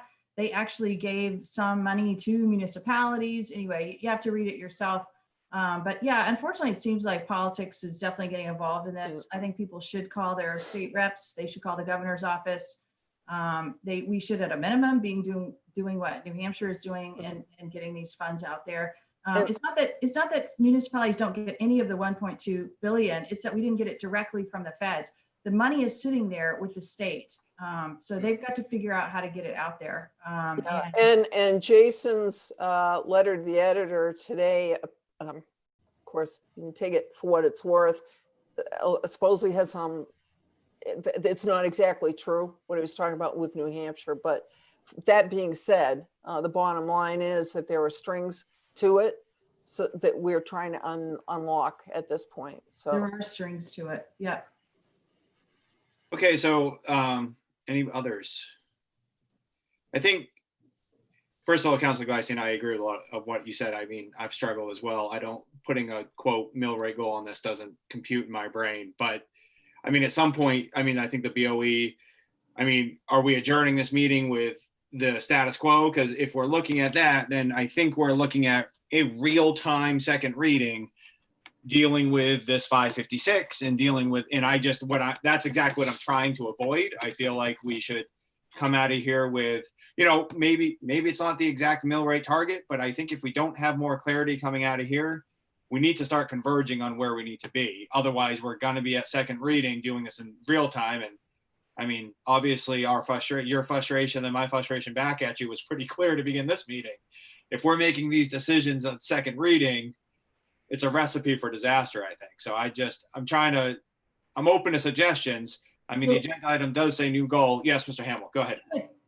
You asked for suggestions, and I agree, Paul, with what you said about it being a food fight, if we try to do this real time at second reading. Yeah, I really think that would not be good. However, we were tracking and trending a certain way with the expectation we would be able to set a number this evening. That was my expectation. We agreed to try to do that this evening. Is there another way? Is there a way for us to punch this by a week, try again, and then we're in shape, for the second reading? We pin the number then. I personally have not had a chance to settle down from what I've seen in the past 24 hours. And it's taken a lot for me to get my head around it, to see how I really feel, to really kind of take my breath and say, okay, now here's what I'd like to do. So that would, is there a possibility for that as another option? Not trying to muddy the waters. So let's see if we can do a little bit of exercise. Let's do this exercise, and maybe it's going to blow up my face. But if we take the COVID account, right, the COVID ask, and let's remove that for a second. I'm comfortable where we are. I'm comfortable with the reductions. If that COVID, for me, my issue is, what do we do with that COVID ask? Everything else I'm comfortable with. So I guess, are people able to answer that? If we separate the COVID out, are we comfortable where we are? Because if we are, then that becomes, what are we going to do with the COVID? Paul, clarity? You said originally 1.5 is where you are. If you're saying you're comfortable with where we are without COVID, that's 1.16. Which one of those are you comfortable with? I'm okay with one. Right, like if you took the COVID out, I'd be okay right now. I think the BOE has done a good job of preserving jobs, moving things around. Yes, I think the COVID is a little it's necessary, but it's also a little throws us for a loop, right? It's a little tricky, sneaky, whatever, however you want to call it. But yeah, so I guess I'm not advocating. I guess what I'm saying is I'm not advocating to be right at 1.5 right now. I don't need any more cuts. I'm good with where we are. And to me, my issue is, what are we going to do with a COVID account? So I guess my question, yes, Peter, am I okay with the 1.16 right now? I am. Okay, I just want to get clear about, you said you're okay. Yeah. Well, would I go higher if I would go a little bit higher, but I think that's a decision, to me, that's just the COVID. Do we cover part of that? Do we cover all that? Do we cover none of that? So that's what I'm trying to tease out here. Sorry, Don, go ahead. So just building on this, the comments you both have made and the rest of the group has made, that neighborhood, I'm not uncomfortable with it, but the question is then what happens? Does the work continue? Does it continue? Because if we take COVID out, surprise, it comes back in, or there's something else that happens between now and the final read, the second reading. So what happens process-wise? We freeze the number and that's where we are, and then off we go. Or what happens with the other work that may be in motion? Because that's a worry. We've just said out of one side of our mouth we want to see more from the BOE, and the other side of our mouth we're saying we're good with everything except COVID. Those are two very different things. Well, I think maybe it was one of them was my mouth and one of them was your mouth. So maybe that's our sides of our mouth. Because I think you and I both have been consistent, but differing. Councilor Hayes. Yeah, just trying to answer Don's question, I think, and test it with everybody else. I would say, I think all we're trying to do tonight is to give more clarity to the Board of Education, what they need to be thinking about. Don, I think to your question, yeah, it's a moving target. And I think this group, and I'll let others speak, but I mean, if there is some type of unusual event that occurs between now and the next couple of weeks, I mean, that's a reason to come back if we find out revenues have changed dramatically, either up or down. We can come back, but I think we're trying to give general direction. And I guess I would agree with Paul. I'd be more comfortable if there was a zero starting with the, 0 point something. But I think where we are for now, this is a good target, and I could support that. I think the biggest thing we all need, but the caveat that I have, what did we decide about the school engineering? I think that's an important caveat. Is that off the table or is that on the table? And we could leave it that this is the right target for now. And if they think they need to do it, then they can look at appropriations or some other ways to fund it. But I think we need to be clear about, I think it needs to be part of the budget process and not an off cycle. Well, so to your point, so the school's currently in their capital budget, correct? I mean, 100,000 schools in their 100,000. They need 350. They got 100. right, but it's within our purview to manipulate their capital. No, I mean, I would suggest if we're clear on if this target's the target, then we can turn the whole thing back to them, and they've already said to us they're going to have to go back and make some decisions about what that means for programming and staffing and other things. They've got different ways they can go at it, but it gives them clarity about where we are. They can make the choice to go to appropriations or not, but that's just a suggestion. But that's where the engineering would belong. It would belong as an appropriated item. Yeah, I guess what I'm saying is we could, I mean, correct me if I'm wrong, but we could have a consensus today and set a signal to them one way or the other. So for instance, if it's clear the majority of us are want that 100,000 and appropriate in the CIP to be removed, that's perfectly within our purview to do it because it's in their capital improvement project. That's true. Right. So I guess, we could say, hey, good news, you only have 450 to find because we're not going to approve the 100. Right. So, I mean, is that something we'd be willing to do or not? That's the type of stuff that we could come to tonight to have more clarity. So, right. That's why I bring it up. Absolutely. Yeah, absolutely. Yeah. Tom? I would just suggest on behalf of the school, having been involved in these projects, it seems quite clear based on the enrollment projections, this need is not going to go away. So I think it would be unfortunate to potentially lose 12 months of planning effort. So one option is to keep it in, albeit underfunded at 100,000, at least they can advance some of that work.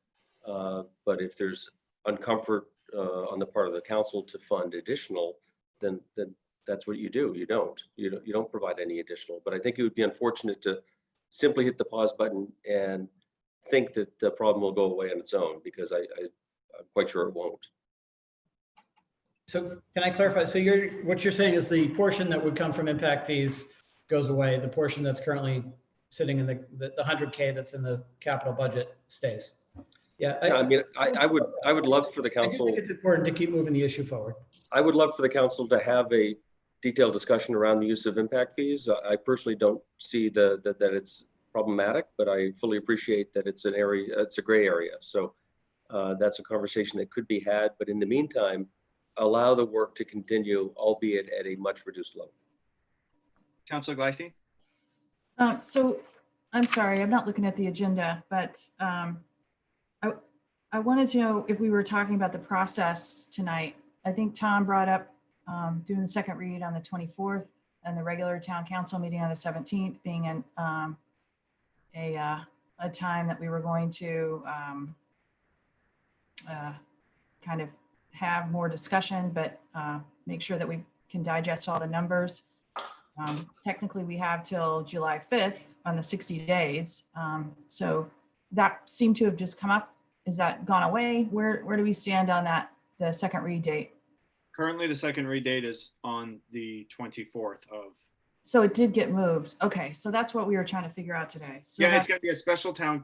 Yeah, thanks. It's going to be a special town it's council. Not on the calendar at all, the town calendar. So I wasn't sure we were done with that. So okay.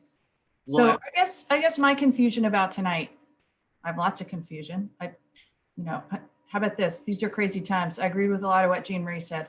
The confusion I'm having is the board is here for a lot of them. They gave some statements saying they can't support any reductions beyond where we are now, as it will without question require cuts to our staff, programming, and activities, of all of which are essential for our students' development and safety. I did get caught up on their last meeting. There was a letter to the letter read into the record that said they need to stand firm and call our bluff. I'm not quite sure what that means, but I'm taking the information that we've been given from them over the last couple of days, the public statements, as well as this one. They're done. This is what they want, and this is what this is where they stand on that. So I'm not sure that we have to give them direction back. I don't know. I guess that part's a little bit confusing to me. Well, I think that's fair. I mean, that's why I was trying to break it into two issues. I mean, are we, Alicia and Sarah, I see you guys, just give me a moment. I'll bring you guys in. I was just trying to have a conversation amongst us, and we can bring them in. I guess, again, if we don't deal with this today, then are we going to in real time decide if we're going to fund $556,000 for COVID at second reading? And maybe we do, and maybe that to me, I feel like to your point, Betsy, I feel like we're pretty close to finishing the work up here. And so to me, the more specific we can get, the better. I mean, and maybe. Yeah, I mean, I wouldn't frame it as, at our final conversation as 552 for COVID, because, that's making it sound like we don't want to fund COVID. I mean, schools are going to have to fund COVID. The town's going to have to fund COVID. Tom just had to find money, or not find, but restored some money for a program he feels is very important. It makes a lot of sense. I don't think the final conversation should be, are we funding COVID? Are we not funding COVID? They're getting instructions every day. They're making decisions, and they're doing great work. They're putting task force together. I can't believe all the stuff that they're doing. It's great. But nobody knows what that number is going to be. I think, as you say, I don't want to call it it's a good way for them to characterize it for themselves. I don't know that we need to characterize it as that we're not going to fund it. How much of the budget that they've given us, which is a 3.3% increase, and about, I don't have the number in front of me, but somewhere about 100% increase on capital appropriations. How much of that do we want to fund? That's what I'm looking at, and that's COVID or not. So I think it's great that they're breaking it out, but I don't want to say I'm voting against COVID. I'm never going to. So Betsy, just to be clear though, I mean what I'm hearing. So tell me if I'm wrong. You're saying they should find the 556 themselves. That's what you're saying. Let's not call it COVID, but you think that and so now we're getting somewhere in my mind. If you think that they should. Well, it was more like, it's going to take. Again, I'm so uncomfortable having to do numbers on the fly. It wasn't the whole 552. So I have to leave it at that. I'm not comfortable because I haven't been able to run the number. It definitely was not the whole 552. Gotcha. That's not the number. I'm looking at the overall budget more. And so it's probably, I don't know. I don't want to say, unless we take a break. If we take a 15-minute break and come back, where I can run some numbers, I'll say. Jean Marie? Yeah, I was going to ask Betsy because I was getting a little confused. So Betsy, what you're saying is you can't live with any of the budget numbers that you're seeing, the tax rate computation on the second sheet, which includes the COVID-19. And the reason I prefer looking at mill rate, and I know we have a difference there, is that that's what the taxpayer's looking at, because they're looking at the tax bill at the end of the day. And for me, it makes it easier. But again, I'm a bigger picture person. I'm not digging into all the little details and whatever, because I don't see that as my job. I do see as, we got to look at the bigger picture, the bigger trends, what's going on and whatever. That's why I mean, frankly, I could live with 2.08% here. I could live with that. Absolutely. But, to be realistic and to get everyone on board, I'm looking at, what if we got it to 1.5? And I think that to get to 1.5 would take John, I'm looking at Mr. Klucci to see if I did my math right, 323,000 reduction to the net appropriation would get us to 1.5. So that would be saying to the schools, all right, guys, we'll give you X amount, but you guys have to come up with 323 or whatever we decided to do, which I know sounds like King Solomon and splitting the baby, but sometimes you have to do that in order to come up with something that is going to work for most people. I mean, the bottom line for me is there's no way in heck I would ever support a 0% to the budget, but I've been real clear about that since day one. Right. Yeah. So- No, those are great points, Jean Marie. And I, definitely in the bottom line, the mill rate is what matters. I guess I'm not as confident this year in a lot of our revenue projections yet. I know we're still working through them, and valuations, revenue projections, that type of thing. So I do fear if we hit at 1.5 by the time we commit taxes and some other things come into play, that it may be different from that. So Tom, Don, and then Tom. Sorry. Yeah, I want to jump the tracks here. I think we're having a good discussion. I don't want to propose a solution, but I do want to reflect on what happened. We had provided direction, pretty clear direction to the Board of Ed in terms of what we were expecting them to do, and they came back, not with $300,000 or $400,000 in savings, but with $556,000 increase in the other direction. So that's really what happened between the last time that we set a number and guidance that we gave. Is it possible that we could try to separate the 2 or 3 things that we've identified as of tough issues, including the use of impact fees, and there are 1 or 2 others? Could we try to solve for those, but at the same time provide direction, for where we'd like to be at second reading? But we do a check-in at the council meeting next Wednesday. So it gives us another shot at things. We're able to see how they trend up or down, and it gives us one more touch base as hopefully we're coming in on some sort of, flight path. So I'm just trying to break it down because I'm not sure we can do all of that tonight, address the key questions, COVID, impact fees and so forth. And also set a number. I think we're not far off actually in terms of what people are saying about a number. So yeah, Don, I think the only thing I would push back, again, they've had one directive from us, and that's first reading. And they've matched what we've asked them to do at first reading. We have it; it's sitting there, and they're saying that they're trying. The 556 is an additional ask. It is what it is. So to that aspect, I completely agree with you. Right. Yep. It's the first reading number plus 556. So yeah. If that's the case, that would argue in favor of a lower number if we're trying to come into something without it having to go up again. Yeah, sure. But if past experience is an indicator, that's likely what's going to happen. So not exactly, Paul, because Tom has had to further reduce revenue as we've gone on, and the town has had to make a lot more cuts. That's fair enough. To get where we're at, the town has made a lot more cuts. Yeah. You're totally right. Concessions, and there's been a lot more cuts made on the town side, and these are not simple cuts. These are real cuts to public safety, to different parts of things we're not going to do on capital. So when I read that we were at 1.6 with the first read, I thought, yeah, okay, that came in. That's an analysis that had not been done. We all say, oh, first read. It's not broken down yet. It's just first read. Well, that was not a real number at that time. Tom has gone through very carefully, and he's continuing every day to go through the revenue numbers, and not just the revenue, but additional cuts. So we've gotten to where we are right now, to Councilor Hamill's point, on the town side. Yeah, I think that's fair. We've lost about $700,000 in revenue, and every dime of that's been made up on Tom's back. I think that's.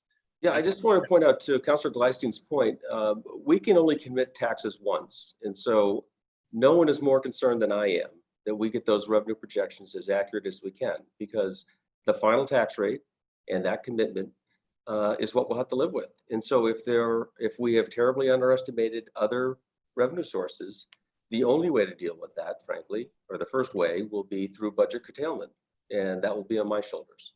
So I am acutely aware of that responsibility. But at the same time marches on, and As I sit here, I don't expect that I'll have much new information between now and when your second reading comes. So I'm feeling as though we have made the adjustments to the best of my knowledge at this point, and we'll have to live with the consequences of that. I guess I would implore you to keep talking and working through this, because the sooner the board knows, the better. They will need time to consider their options, whether it's to reconsider capital funding, whether it's to seek concessions from staff. That doesn't happen overnight. And so I fear even a week's delay will cause irreparable harm in their ability to modify their priorities. Councilor Clucci?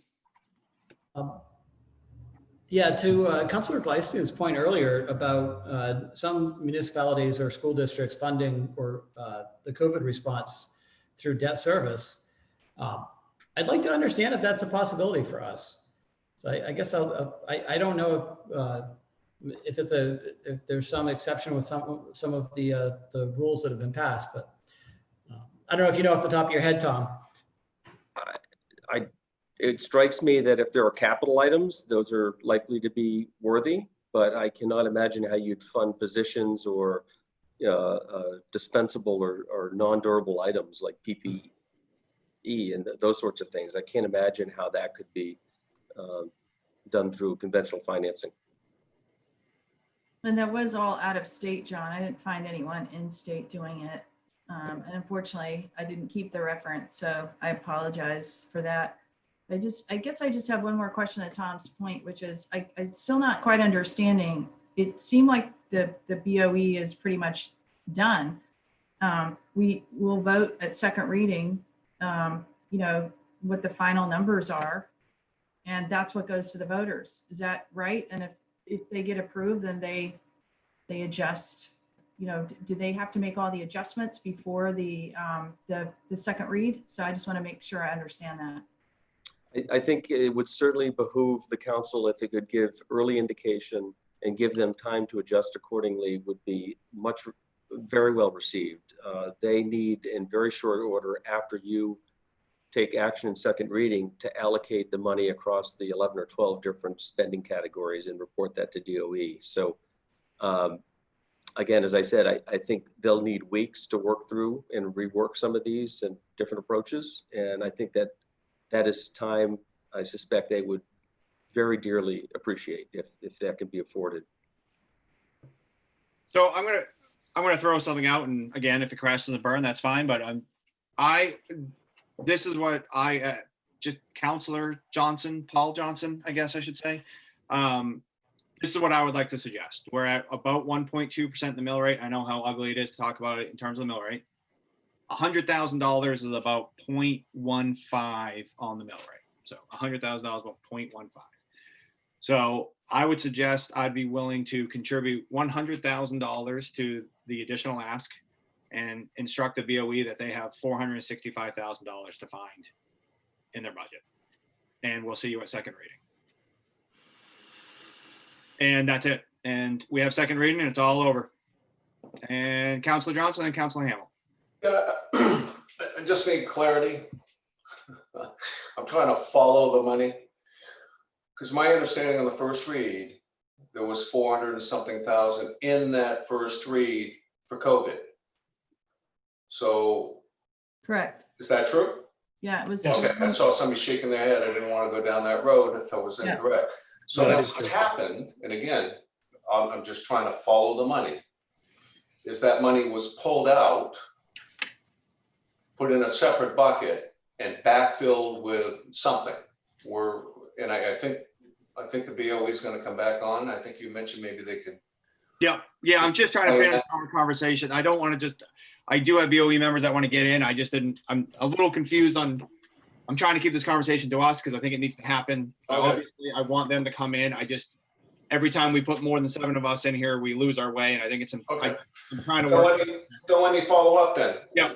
The $100,000, why would we fund a design when we don't know what we're designing? I'm sorry, I misspoke. What I was trying to say for the purposes of money, second reading, mill rate, everything. I'm viewing this, the BOE is asking us for $550,000. It says clearly on their slide that they're asking for $550,000 in additional funding.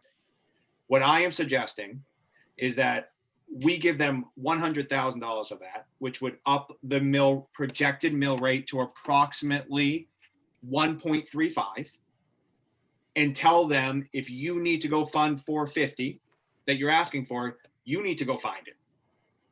That you find it through your staff concessions, you find it through positions, you find it through programs, but our conversation's done. At second reading, that's where we're at. I'm just trying to move the ball forward, so to speak.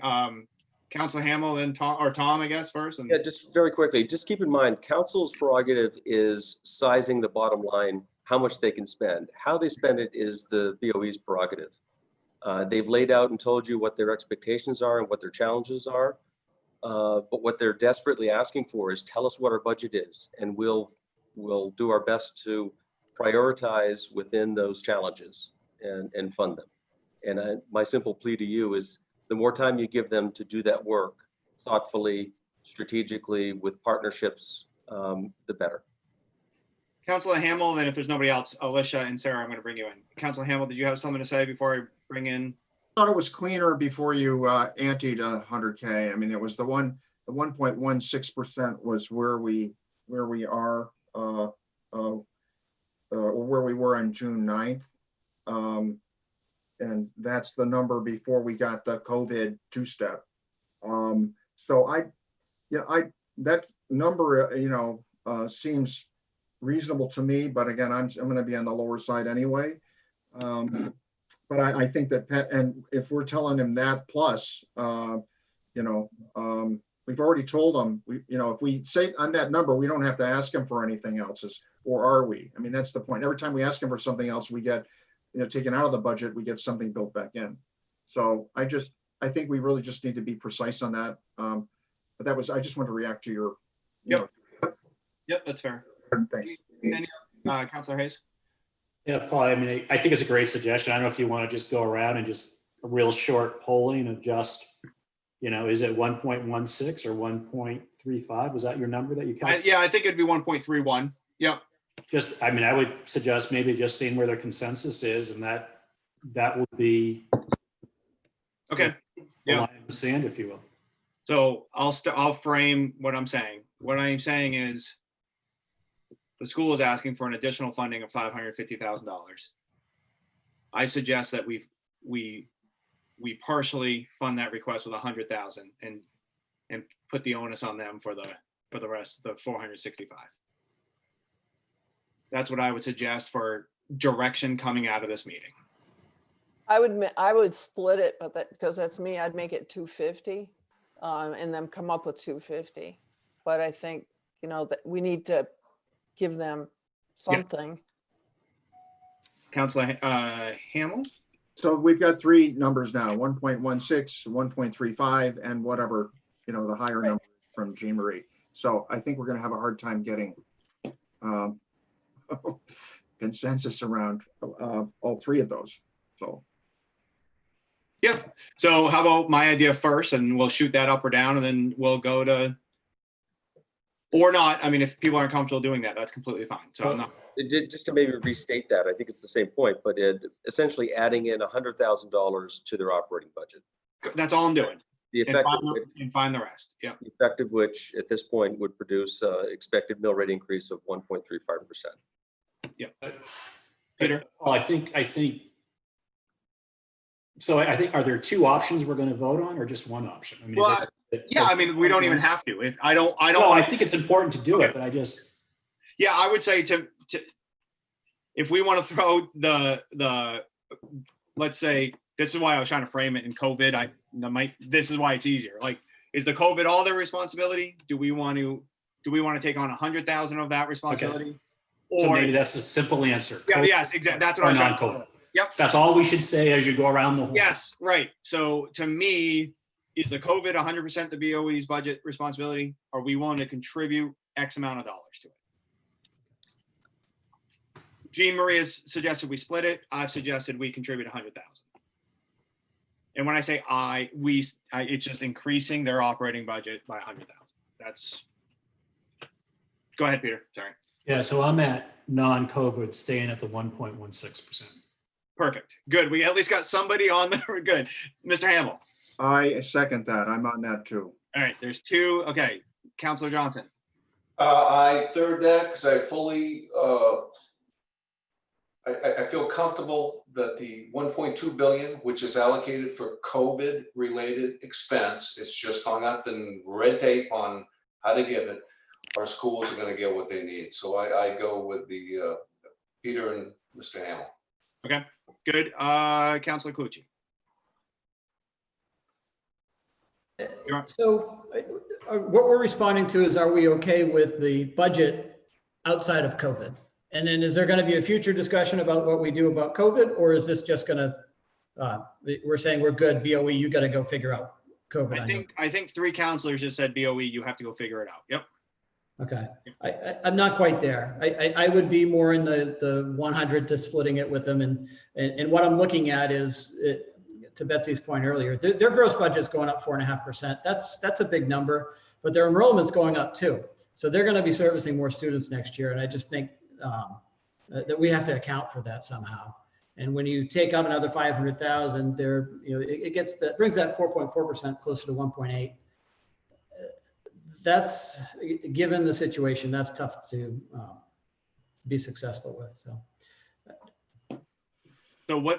what is your vote, John?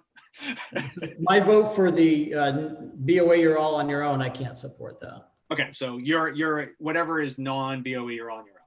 Yeah. Okay, Counselor Gleistein. Yeah, so I just wanted to, so I'm sorry, I'm always asking a question instead of answering the question.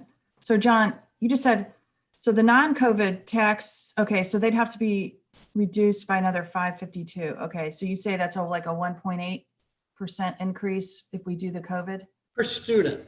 So if you factor in enrollment growth, it's a 1.8% increase per student. Okay. It also happens to be a 1.8% increase on their net operating budget. Coincidentally. Right. Well, I'm for the 100K. Okay, Counselor Katerina. I just want to remind people that the most important things about schools are the students and the teachers. So I don't want to do anything that's going to upset that apple cart in any way. But if everyone wants to go with 100, I would do it, but there's no way I would say I'm not funding anything. I want to contribute something to COVID. So there's four of us that would are going to fund it, so to speak. And Fund a portion. I think. portion. Yeah, absolutely. Yeah, I don't want to overstate it, right? And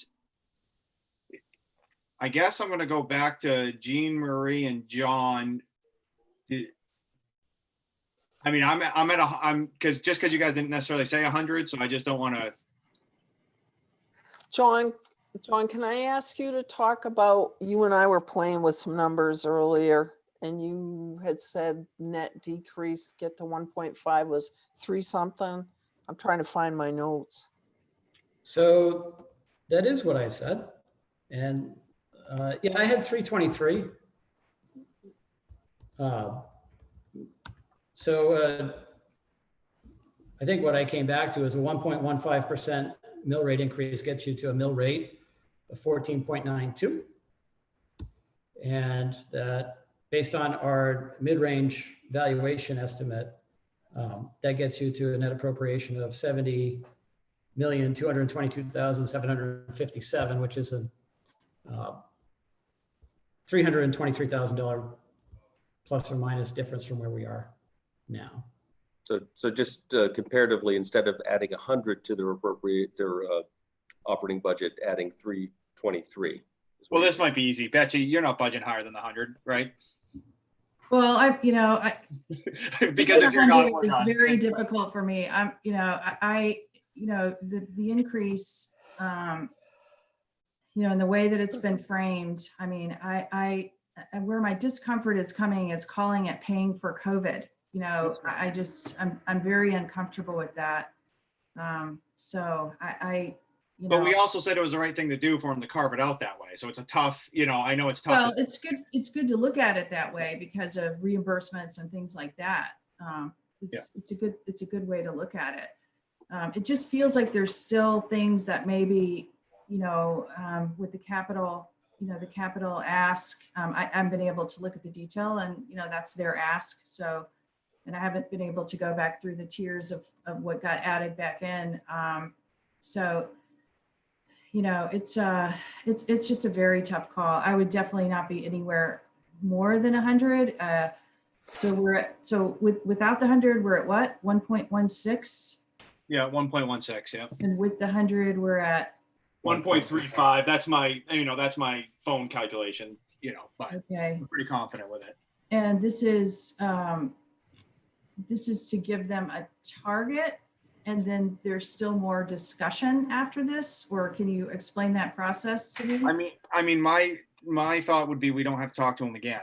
I think that's kind of the point. They have their number at this point, and we'll see at second reading, unless, of course, like everybody's acknowledged, unless something happens and we have a massive drop in revenue, or the 1.2 billion is released magically, or what have you. But I guess what I'm trying to do is to give them the direction and tell them we'll see them in 3 weeks. That's all. So then we're more or less, so even though after today we are able to go through and kind of understand a little bit more, what we're saying is the number that we give them today is the number that they're going to see at second read. That's what we're being encouraged to do. Yeah, obviously we're a body and we're human, and there's other things involved. So I don't want to say that with absolute, but I do think it's important that they know as close to as accurately as possible of where we are. Right. Yeah. So I guess with that, it's easier to go up than it is to go down. So I guess with that, I'm saying the budget without I don't like framing it that way, but the budget that's a 3.3% increase, which is framed without the 552. I guess that's the budget I'm the most comfortable with the 100% or whatever capital appropriation increase. And, that doesn't mean, quite frankly, I'll just put it out there. I don't know what that, that I might come back second read and say, nope, I've looked at it, I've gone through the numbers. I think there ought to be more in that. So, but I guess I'm sorry, I'm flipping your count, but it's difficult. It's harder to go. It's easier to go up than to go down. And since we're kind of saying this is the number that we're going to come forward with at second read, I guess that changes my comfort level with it. I guess the only thing I'd push back is I feel like in the environment that we're in, it seems to be a heck of a lot easier to go down than go up. So I'll be surprised if anything's going up. So I guess that would be my only thing. I think that we might be, I don't know if that's 100%. I can't think of the scenario that we would go up, but I hope I'm wrong. I do. So you think at the second read, it would be more likely to go down? No, I guess what I'm saying is it's, if we task them with finding the 550 and they find it, in what universe are we going up after that? We're not.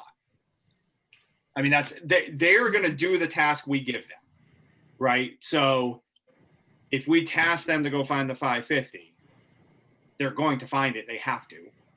And then there's no universe at which we go up. Well, unless there's a catastrophic event. Yeah, right. Yeah, sure. Yeah. There could be shortfall of funding all of a sudden. Yeah, totally. Yeah.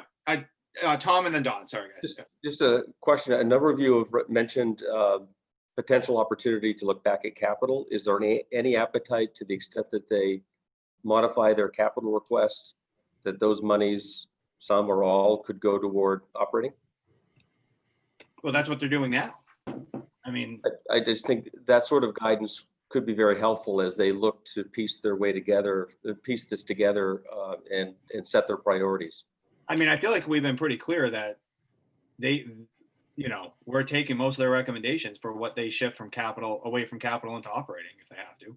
I think Peter has referenced a few times, and Betsy clearly has, that it's tough for her to contribute the 100,000, so to speak, when she sees a CIP that's increased by 100,000. So I think everybody is specifically been targeting the capital budget as room to wiggle, so to speak.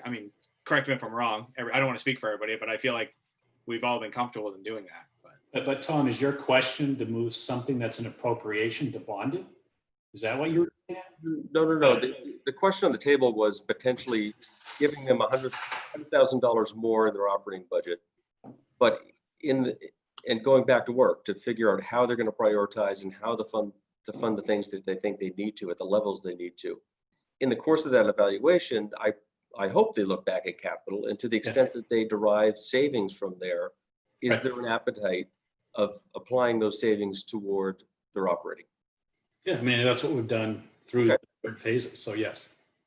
I just want to be clear.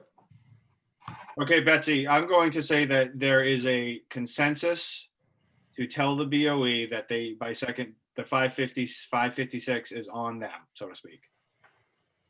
Can you quote that in mill rate, please? Nothing. It's not changed. It's what we have. It's 1.16. Okay, thank you. You got, yeah. With that, I think I'm going to, so what I'm hearing is the new target's 1.16. Just so we're all clear. So let me say it again. The new target is 1.16 because effectively we've said we're happy with what the town's doing. We're unwilling to fund the school for their additional ask in any capacity.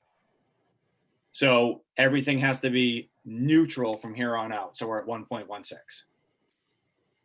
I just want to make sure we're all speaking the same language. And if our revenue drops off between now and second reading, that means there needs to be a reduction in expenditures that balances that revenue out. Okay. Can I just go around? I see heads nodding, but since this is, I just want to make sure that some heads look like they're like just might fall off their body. So I'm going to start with Jean Marie and then to Ken. What are you asking me? I'm hungry. Yep, fair enough. We are currently at, without the COVID expense, we're at 1.16. And effectively, the majority of the council just said the BOE needs to find that funding on their own.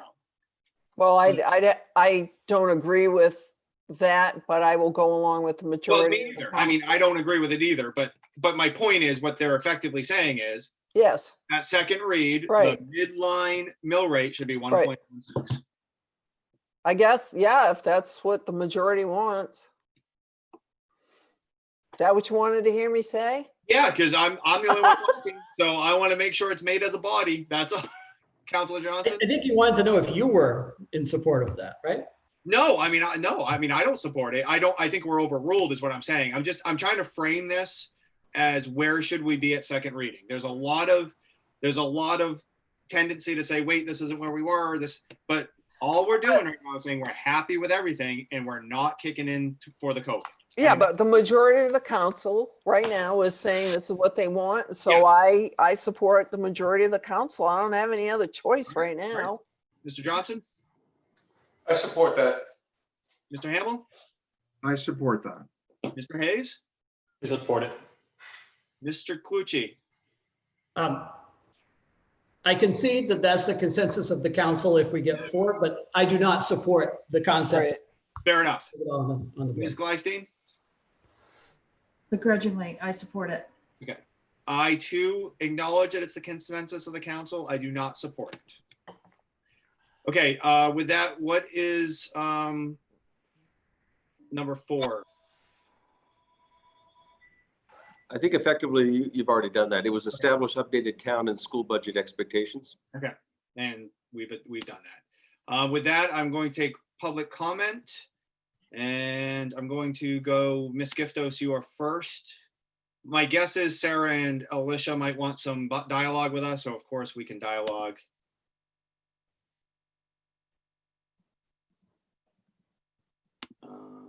Alicia, you are in.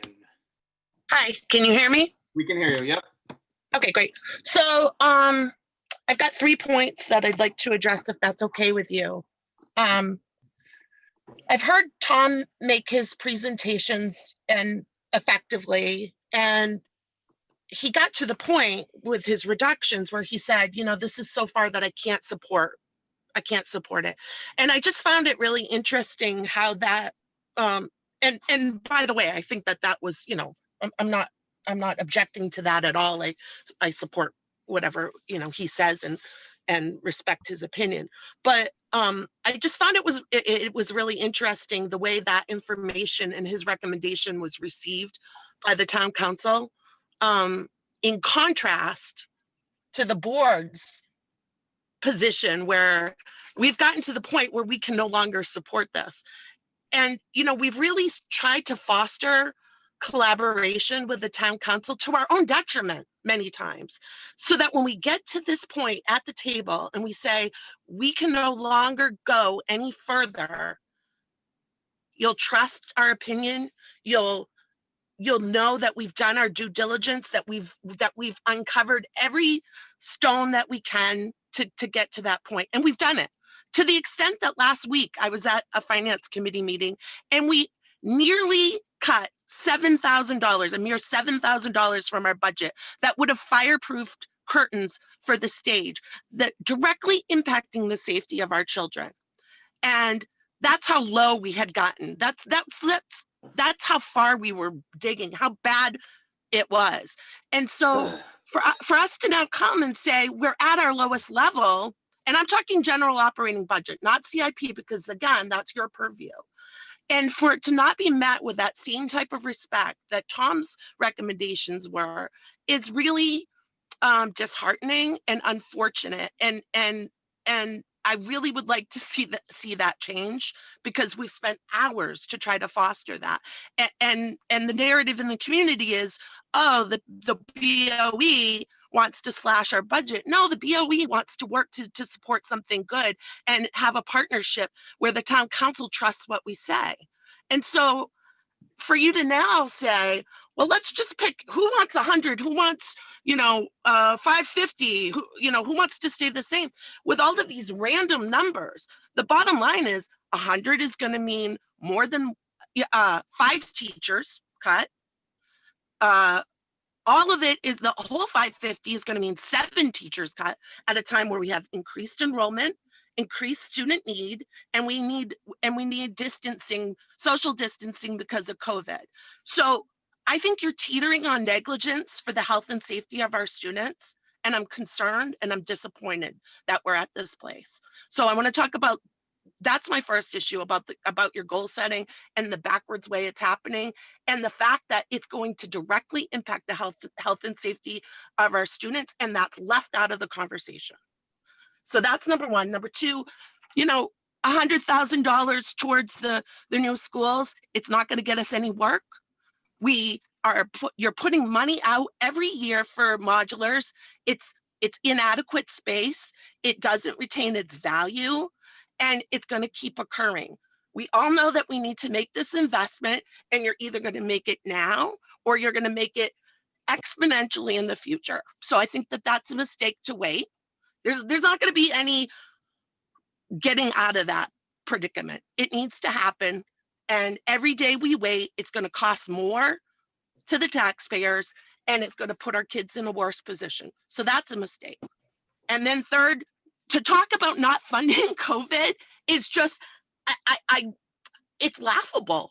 I mean, the CDC is making recommendations. What, we're not going to follow them? We're not going to send our kids to school. The town of Scarborough school system is going to shut down. We're going to lay off teachers and increase the class size, which is going to be contrary to the CDC recommendations. That doesn't make any sense to me. So, you might have come to some sort of consensus tonight. I'd like to suggest that it's completely backwards and it's untenable. Thank you, Alicia. Thank you.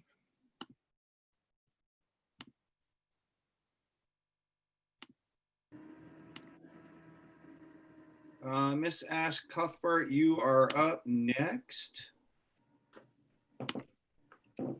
Hi, thank you for, I love having these on Zoom so many people can participate. I am a 5th grade teacher at Wentworth. I also represent the teachers of Scarborough as their association president. And I'm thinking back on a meeting that was several weeks ago where Council Member Katerina held up a sign, a kind of a hand drafted sign, and said, this is what it's going to cost per household. And then I kind of expanded on those numbers. So I hope I'm not off of what her original plan was. But if the mill rate comes in at not increasing more than 1.5 on a $400,000 home, that's less than $10. $10. That's 2 trips to Starbucks in the course of a year. And that we're discussing, or when I say we're, I mean you, the council is discussing, well, 1.16 or 1.35. We're talking about 2 trips to Starbucks. That's just not worth what will be lost for the school budget. And actually, even at 2%, members of the town would see a decrease in their taxes. So that's number one. Number two, I would absolutely support what our board member Gifto said. I am working at the national level and the state level for recommendations and following CDC recommendations in school. And I think the 500,000 that Scarborough BOE has put forward is actually quite conservative. I think it's going to be higher than that. And if that is not funded separately, that is going to be a cut to the school budget. That's going to be the cut that you've been asking for. You're just getting it in a different way. And I think that it's important to know that schools are going to be needing that money more now than ever before. We're going to need more bus drivers. We're going to need more bus trips. We're going to need more people to manage the work that is expected and recommended for the safety of kids. And third, many council members have said, well, you know, we need to look at the educators and the concessions that they need to make in salary. And what's important to know, and I respect the my union brothers and sisters on the town side, but that's really easy to say, but you're comparing apples to oranges. And what's important to know is towns that are at the same physical spot that Scarborough is in, the average teacher on the average pay scale is paid $6,000 more than Scarborough teachers. And even with those increases that were approved by the board at the last meeting, that still puts us at the very bottom of our comparison pack. So to say, yep, let's cut that even more because someone else did, I don't think it's fair to compare apples to oranges. And literally, someone can, instead of driving south, drive north and make 6,000 more. That's, we're going to lose good teachers, and we've already started. So I would really ask you to reconsider your funding of who pays for COVID. And I've been listening to every finance committee meeting, board meetings since March now. And I guess in a position where I have to work with a lot of different people, I can never, ever imagine saying to someone I have to work with, in no universe will we give them another penny. I think that is outrageous to say. That does not show collaboration, or we don't ever have to talk to them again. And those were comments that were made by members of this council tonight. And that is alarming, if nothing else, that we can't come together for what's best in the kids of our town. Crystal, just to clarify, when I said no universe, I didn't mean I wanted to give it. I just meant the nature of this cutting. Hey, is it, since you're here, is it fair to say that you are unwilling to bring to your membership any sort of reduction in COLA? I think that conversation is something that the negotiations team has to deal with. I am not prepared to talk about that myself. Do I have your word that you will discuss it with your negotiation team? I am not prepared to discuss that. And as I said earlier, Councilmember Johnson, we are paid $6,000 less than someone who's doing the exact same job in a nearby town that has the same money coming in as Scarborough. So so I'm hearing that's a no. So I'm not saying it's a no, but I am not in a position where I can make that. I can say that myself personally. Sure. That's our I think there's- negotiation. listen, I think those But are. but I will be quite honest with you, that the teachers of Scarborough have worked very hard to be paid a fair and reasonable wage. And even with the increases that we're going to see, we are still far, far below our comparison groups. So if you're asking us to be even farther down, which is what I'm hearing you ask, can you be paid even less than what your counterparts in other towns are? That would definitely be a hard sell, but I do not speak. I do not make decisions in isolation. Right, but you do have the authority to gatekeep stuff. So I guess I'm just asking you Yes, directly to at least entertain it amongst your membership, because I think there's a path forward here if we do all figure out a spirit of collaboration.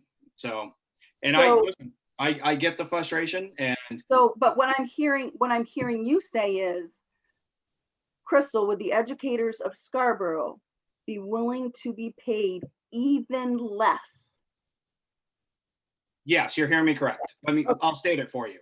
Okay, Crystal, no. are the educators of Scarborough willing to be paid even less? I am asking that. Yes. Okay, that's a group decision.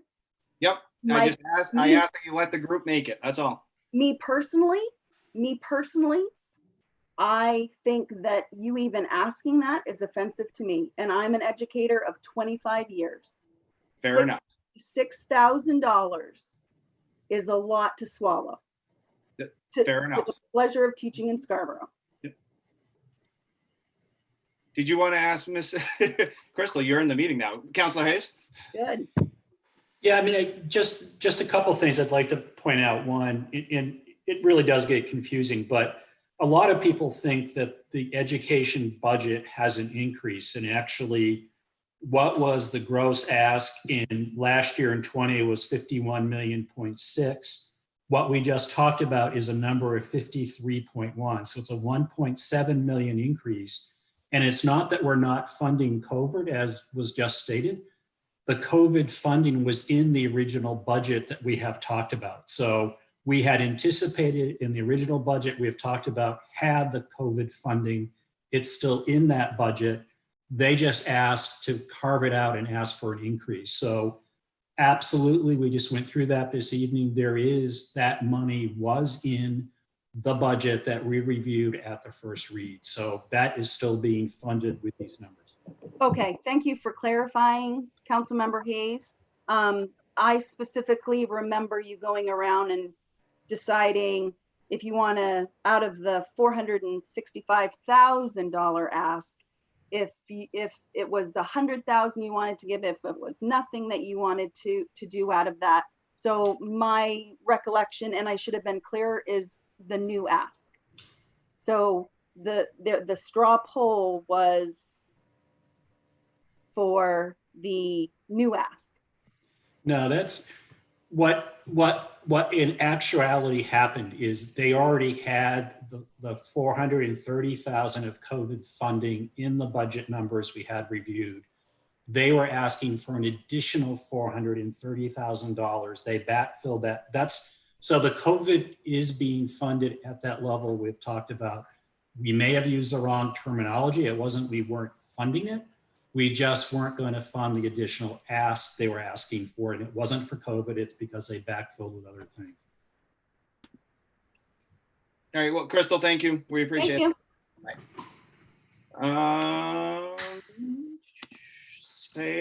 Sarah Layton.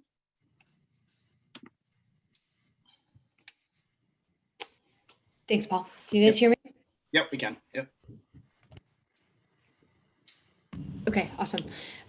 I just want to clarify one point and I don't have anything to add to what Alicia said, because I think what she said was spot on. I think most of the board is in agreement with that, but it seems as though most people, and maybe I heard this wrong, but are making the decision about the $100,000 based off of the CIP. The items that remain in CIP are scheduled to be bonded. You guys have the authority to change that, but those numbers, reducing those items will not actually impact the goal that you are setting for us. So I just want to make sure that that's clear. Sarah, Because we've- Sarah, I mean, Kate sent around a schedule today that still shows about 700,000 of appropriated capital items that are still in the budget. So either those exhibits we got today are not correct. But there's still items on the thing like that are on there. Upgrade security camera. No, that's not on there, but replace passenger van appropriated 25,000. Amended budget 6420 still has the van on it. So there's a list that was distributed today that there's 700,000 of appropriated capital items that are still on the list as of the documents we got. Maybe the documents aren't correct, but those are the documents we have. Hey, Sarah, can I share my screen and we can work through this? Because I do think it's an important point. I did want to clarify, Sarah, that 100,000 I quote threw out there was to contribute towards your operating budget for the 556. So I was not referencing your CIP. I was referencing your operating budget. But to Peter's point, this is what we're looking at. So I think if we can take this opportunity, Sarah, with you here and us looking, we're looking at, so if we just look at the top two lines here, this appears to be $74,000. Again, I'm not saying whether I'm just pointing this out. Here's an example of what Peter's saying. Whoops. Is these two items, that's right there. That's an appropriated $74,000, right? Yeah, and if you go to the second tab, it explains why we kept things. Okay, yeah, that's fair. And which is not letting me. Oh, because I'm still in the.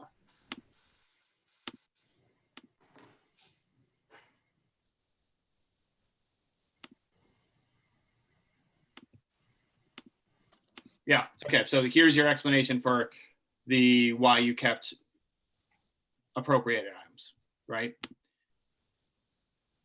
Yeah, and if you want to go through these line by line, we probably need to bring Kate in. Yeah, I don't think we do at this point. We're 2.5 hours in, but I think What's- both points are What's the taken. bottom line, Paul? Let me look. 618. Yeah, I thought it would have to be 618 because in the mill rate, we have 628. And I remember the towns was 10. So there's still $618,000 that's appropriated in your capital budget. Well, there's the capital improvement budget too. So there's equipment and improvements. Yeah. So when you add them all up, including the improvements, I calculated about 700. So whatever. I mean, but they're still, to get to Sarah's point, they are still functionally in the budget. And it does affect the bottom line if they remain, or if something's adjusted, then that directly impacts the bottom line. Yeah, and just to clear, when we were taking our straw poll, I was not talking about the CIP. I wasn't talking about the new school. I was talking 100,000 directly to your COVID carve out in your presentation. That was.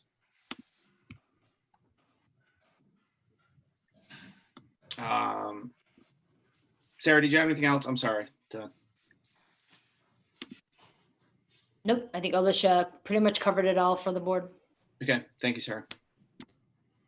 Ms. Lionheart, you are up next. Thank you. Stephanie Leonhardt, 2 Riverwoods Drive. Listening to the town council meeting today, I continue to hear councilors praising some Scarborough Union employees for modifying their collective bargaining contracts in order to delay their cost of living raises for 6 months. I agree that this action is admirable and I have the utmost respect for our first responders. However, what continues to not be shared is that those same employees received other concessions in return for delaying their raises 6 months. This fact does not diminish the amazing work our police officers and safety dispatchers do, but I think it's important information as these 2 unions are being painted in a light as martyrs, while others are being painted by the council as greedy villains. There continue to be calls by the councilors for other bargaining units in Scarborough, AKA the teachers, to reopen their contract that was just finalized after an 18-month negotiation battle. The teachers union continues to be referenced over and over, both by name and by inference, as a group who should be making concessions. What is critical to know is that Scarborough teachers already started making concessions months ago. For those who are unaware, contract negotiations between the Board of Education and the Teachers Association started in January 2018 and lasted 18 months. The negotiations failed in mediation and went to fact-finding. The minority fact-finding report recommended a 19% pay increase over a 3-year period just to get Scarborough's teachers to the middle of the salary range compared to similar districts. The majority report from the fact-finding panel recommended 11.99% pay increase over 3 years for Scarborough's teachers.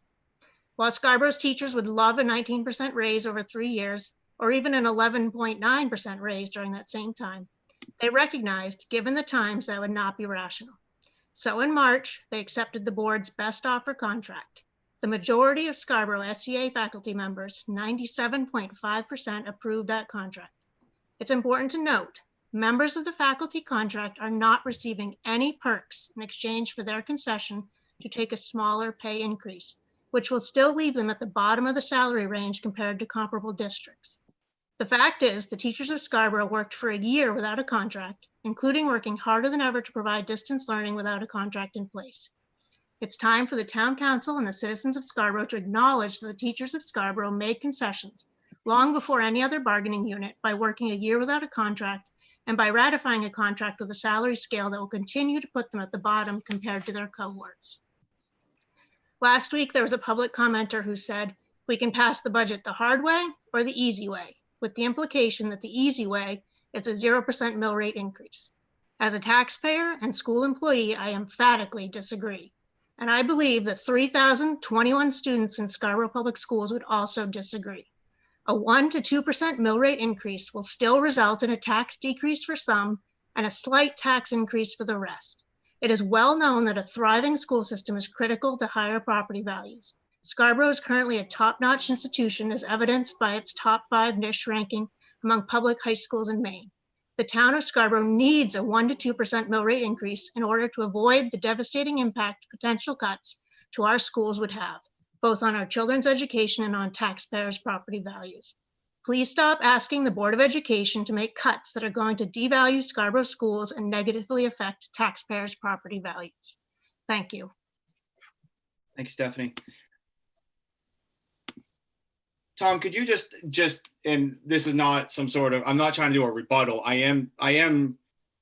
She raises, I do believe with the unions that made their concession, correct? They had a budget neutral mechanism that did give them additional time off if they were the 7th man or the one that's overstaffed. We have non-union employees that did not receive. There's a narrative that we gave perks to people that made concessions, which is true. That is true. There are 2 unions that have received perks to make the concessions. Are there other units in town that have made concessions that have not gotten perks? No, for all non-union employees, we've removed any cost of living increase for the entire fiscal year. So it's not just a half year. What you refer to are 2 existing contracts that was for police and fire. I would characterize these as totally voluntary concessions. They are under contract. We're due to receive their cost of living increases and all other benefits effective July 1st. And through a series of discussions, we were able to garner some wage concessions. In return, we did provide some compensatory time. As you say, it is budget neutral, and that's certainly a big reason that we agreed to that. But these things are negotiations. They're called negotiations for a reason. And so I'm very pleased. I hope that no one thought we were trying to pull the wool over anyone's eyes. That was clearly always part of the deal for those 2 unions. But for everyone else, we have, not gleefully, but we have, I think, quickly stepped up to the plate and recognized that we need to do our part and have done so on the non-union side. And so I would just like the conversation to continue beyond the SEA. I think there are other units, there are other employees in the district that could also consider helping the effort. Tom, has your entire senior staff taken non-COLA? Have you guys froze your COLA as well? I know you have, or you had a bonus that we didn't consider, but. My proposed budget did not include any COLA for any non-union staff. Myself, my senior staff. So that includes your staff. Yeah, I'm sorry. Yeah. Okay, I got confused. Sorry. Councilor Gleistine? Yeah, and Paul, I kind of, to Tom's point there, I had been looking at some of those numbers, and I totally agree about, just the teachers, because that's just one piece of the pie. And I could be reading this wrong, but I'm a citizen, I'm a resident. I've, tried to look at things to understand, and I know I have a special position to vote on the bottom line. But, when I looked at tier 4, I see, athletic and activities, salary increases of almost 4%, facilities maintenance of almost 3.5%, school administration of like 2.6%, system administration of 7.98%. And there's probably explanations for a lot of that, but I think that's where some folks are at out there. So I'm trying to, speak with that voice of, certainly not picking on the teachers. And it is, I would never call anyone greedy. So that's been said many times. I think, what we're asking is, is there a way to maintain the programming and share in the sacrifice, not cut positions, et cetera. It just seems like, there might be a way for everyone to do what they've done on the town side. And as Tom said, it's called negotiations for a reason. I know the SEA, they just got there, so I don't know about them. I won't speak to that, but I hope that folks sit down with those on the BOE about this issue. Okay, Ms. Seither, I believe you're gonna have the last word because I think you're the last one.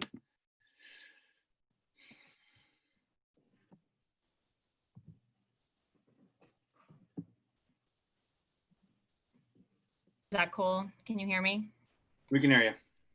Okay, so I apologize because I definitely do not thrive in this format, and B, so much has been said and it's hard to kind of nail down exactly what I would like to speak to, and Paul saying I have the last word put a lot of pressure on me. But there are so many things going on here between the town council and the board that the public is watching. And I'm really concerned because the relationships that were developed, we were asked to reduce our budget because the impact that COVID is having on our community. And we did that. We reduced our budget by $2 million in order to respond to that impact. Now we're asking for additional funds. It's not sneaky. There's nothing sneaky about it. We separated the reduction that we made to our budget from the needs that we are going to have as a result of COVID. It's not fair to ask us to reduce the overall mill rate because of COVID, and then to call the schools out for asking for funding to pay for our COVID expenses. This board has kicked every rock and turned over every stone. Yes, there are things in the capital budget that we can go back and look at, but the tone of the council, and forgive me if I'm wrong, but the tone of the council sounds accusatory. It feels harsh, as if we have somehow failed you or failed to do our jobs. And I think that I would urge counselors to please understand that the reductions that we have made to our operating budget and to our existing CIP budget are going to hurt our students. And our job as BOE members is to protect those students. And so the tone is harsh. And we are all trying to arrive at something that is going to be a response to the situation that we are in. But I think that the town council has lost their way a little bit, because you're responding to those that are seeking a 0% mill rate increase, and it's going to be to the detriment of our schools. And this is not a game. There's not a single person on this board that is putting forth teacher positions or unnecessary cuts to try and rile up the community. We have done what we can to minimize the impact. And I am asking the town council at this point to please consider your tone, because it's not good. It's not healthy for those of us on the board, and it's certainly not healthy for our community. Thank you, April. You don't get the last word. There is somebody else. Good. It was a good last word if it was the last word. I apologize. Miss Pettit, you are up. Or Mr. Pettit. I don't really know. I apologize. Yeah, it's Andrea Pettit, 2 Crossing Drive. Sorry to take the last word, but I want to say and I don't understand all the rules of how this works, but with having heard from the town, is there an opportunity to go back and ask of the board if they want to, that vote that you put, and I know it wasn't a real vote, but that discussion of saying, yes, we support saying that we'll provide some money to the COVID, and I know it's not the COVID bucket, or no, I don't. Is there an opportunity to ask that question again now that you've heard the town? Yeah, I think that, yes, I think this is not official action, so Right. We're trying to get clarity. Clearly it's messy and ugly and it's, nobody's making any friends. But yeah, the second reading is when our next action is to actually adjust the budget off first reading. So there's that. So if you're asking, is this the end all? No, it's not an official vote. Was it a pretty clear consensus? It was, but can you lobby and put pressure on any one of us to reconsider? Absolutely. I encourage you to do so if you feel like that's what, if that's your right, you should. So yeah. I appreciate the education. Thank you. I hope that answered that. I apologize. It helps. Yeah, okay. And we have another one. Miss Rowan, you are up in a couple seconds.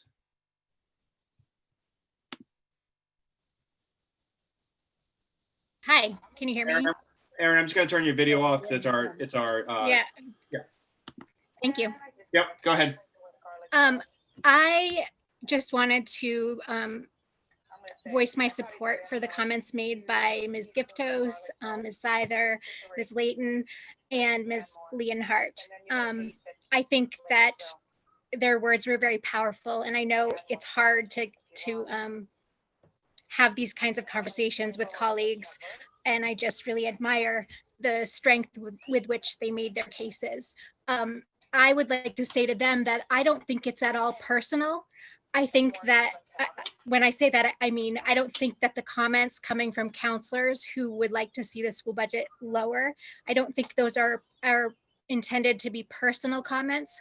I think that those comments come from long-standing philosophical beliefs that public schools are overfunded, that their budgets are bloated, and that we're trying to somehow pull the wool over the eyes of taxpayers. So I hope that all of you who may fall in that camp of people who share that philosophy really listened. I would encourage you to digest everything that those the board members and well, I didn't mention Ms. Ash Cuthbert, but also what she said. They're giving you the reality of the current situation. They're not, this is real stuff that's going to affect real kids. So those of you who are saying, we want you to do more cuts, but we don't want to hurt the kids, it's not going to happen. They are saying, if you ask us to make these cuts, the students will be hurt. And so as you make these decisions, please stop saying you think it's not going to hurt the kids. It is. So you have to be comfortable with that. If you feel like students in Scarborough deserve to shoulder this burden at this very crazy time, as you've said, then say that. But don't say, we don't believe that the kids really need all of this. We think you're making that up. I would never want to hurt the kids. That is not, those two ideas don't belong together. If you do it, the kids will be hurt. And if you're okay with that, then own it. Thank you for your time. Thank you. These are like this.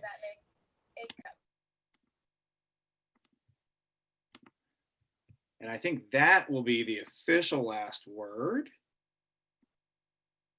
Nope, it is not. Miss Steele, you are up. Hi, can you hear me?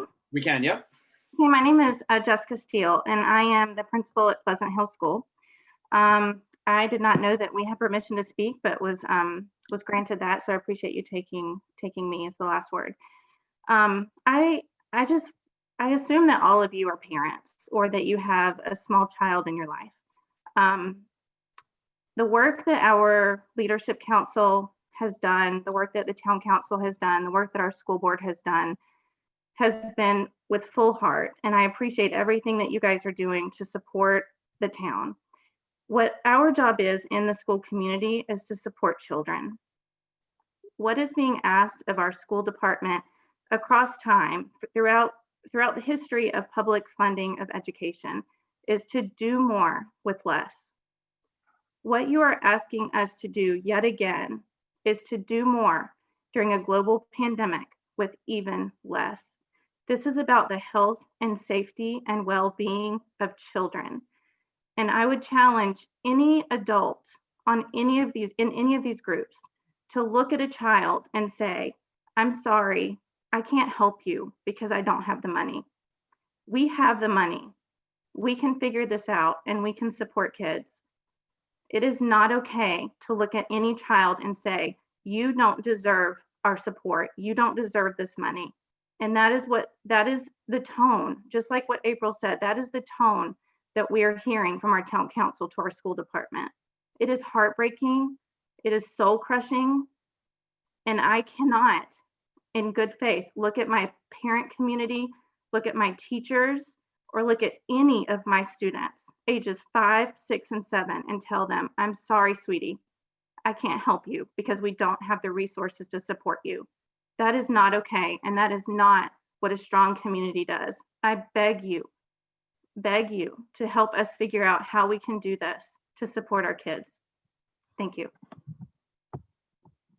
Thank you, Jessica. I'm gonna just.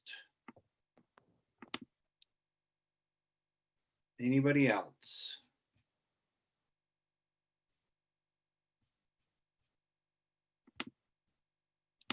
Okay. With that, first of all, I appreciate everybody's comments. Those are very helpful, and we still have some process ahead of us, and I hope that everybody keeps an open mind and we will forge forward. With that, I am prepared to adjourn without objection. Okay, meeting is adjourned. Thank you, everybody.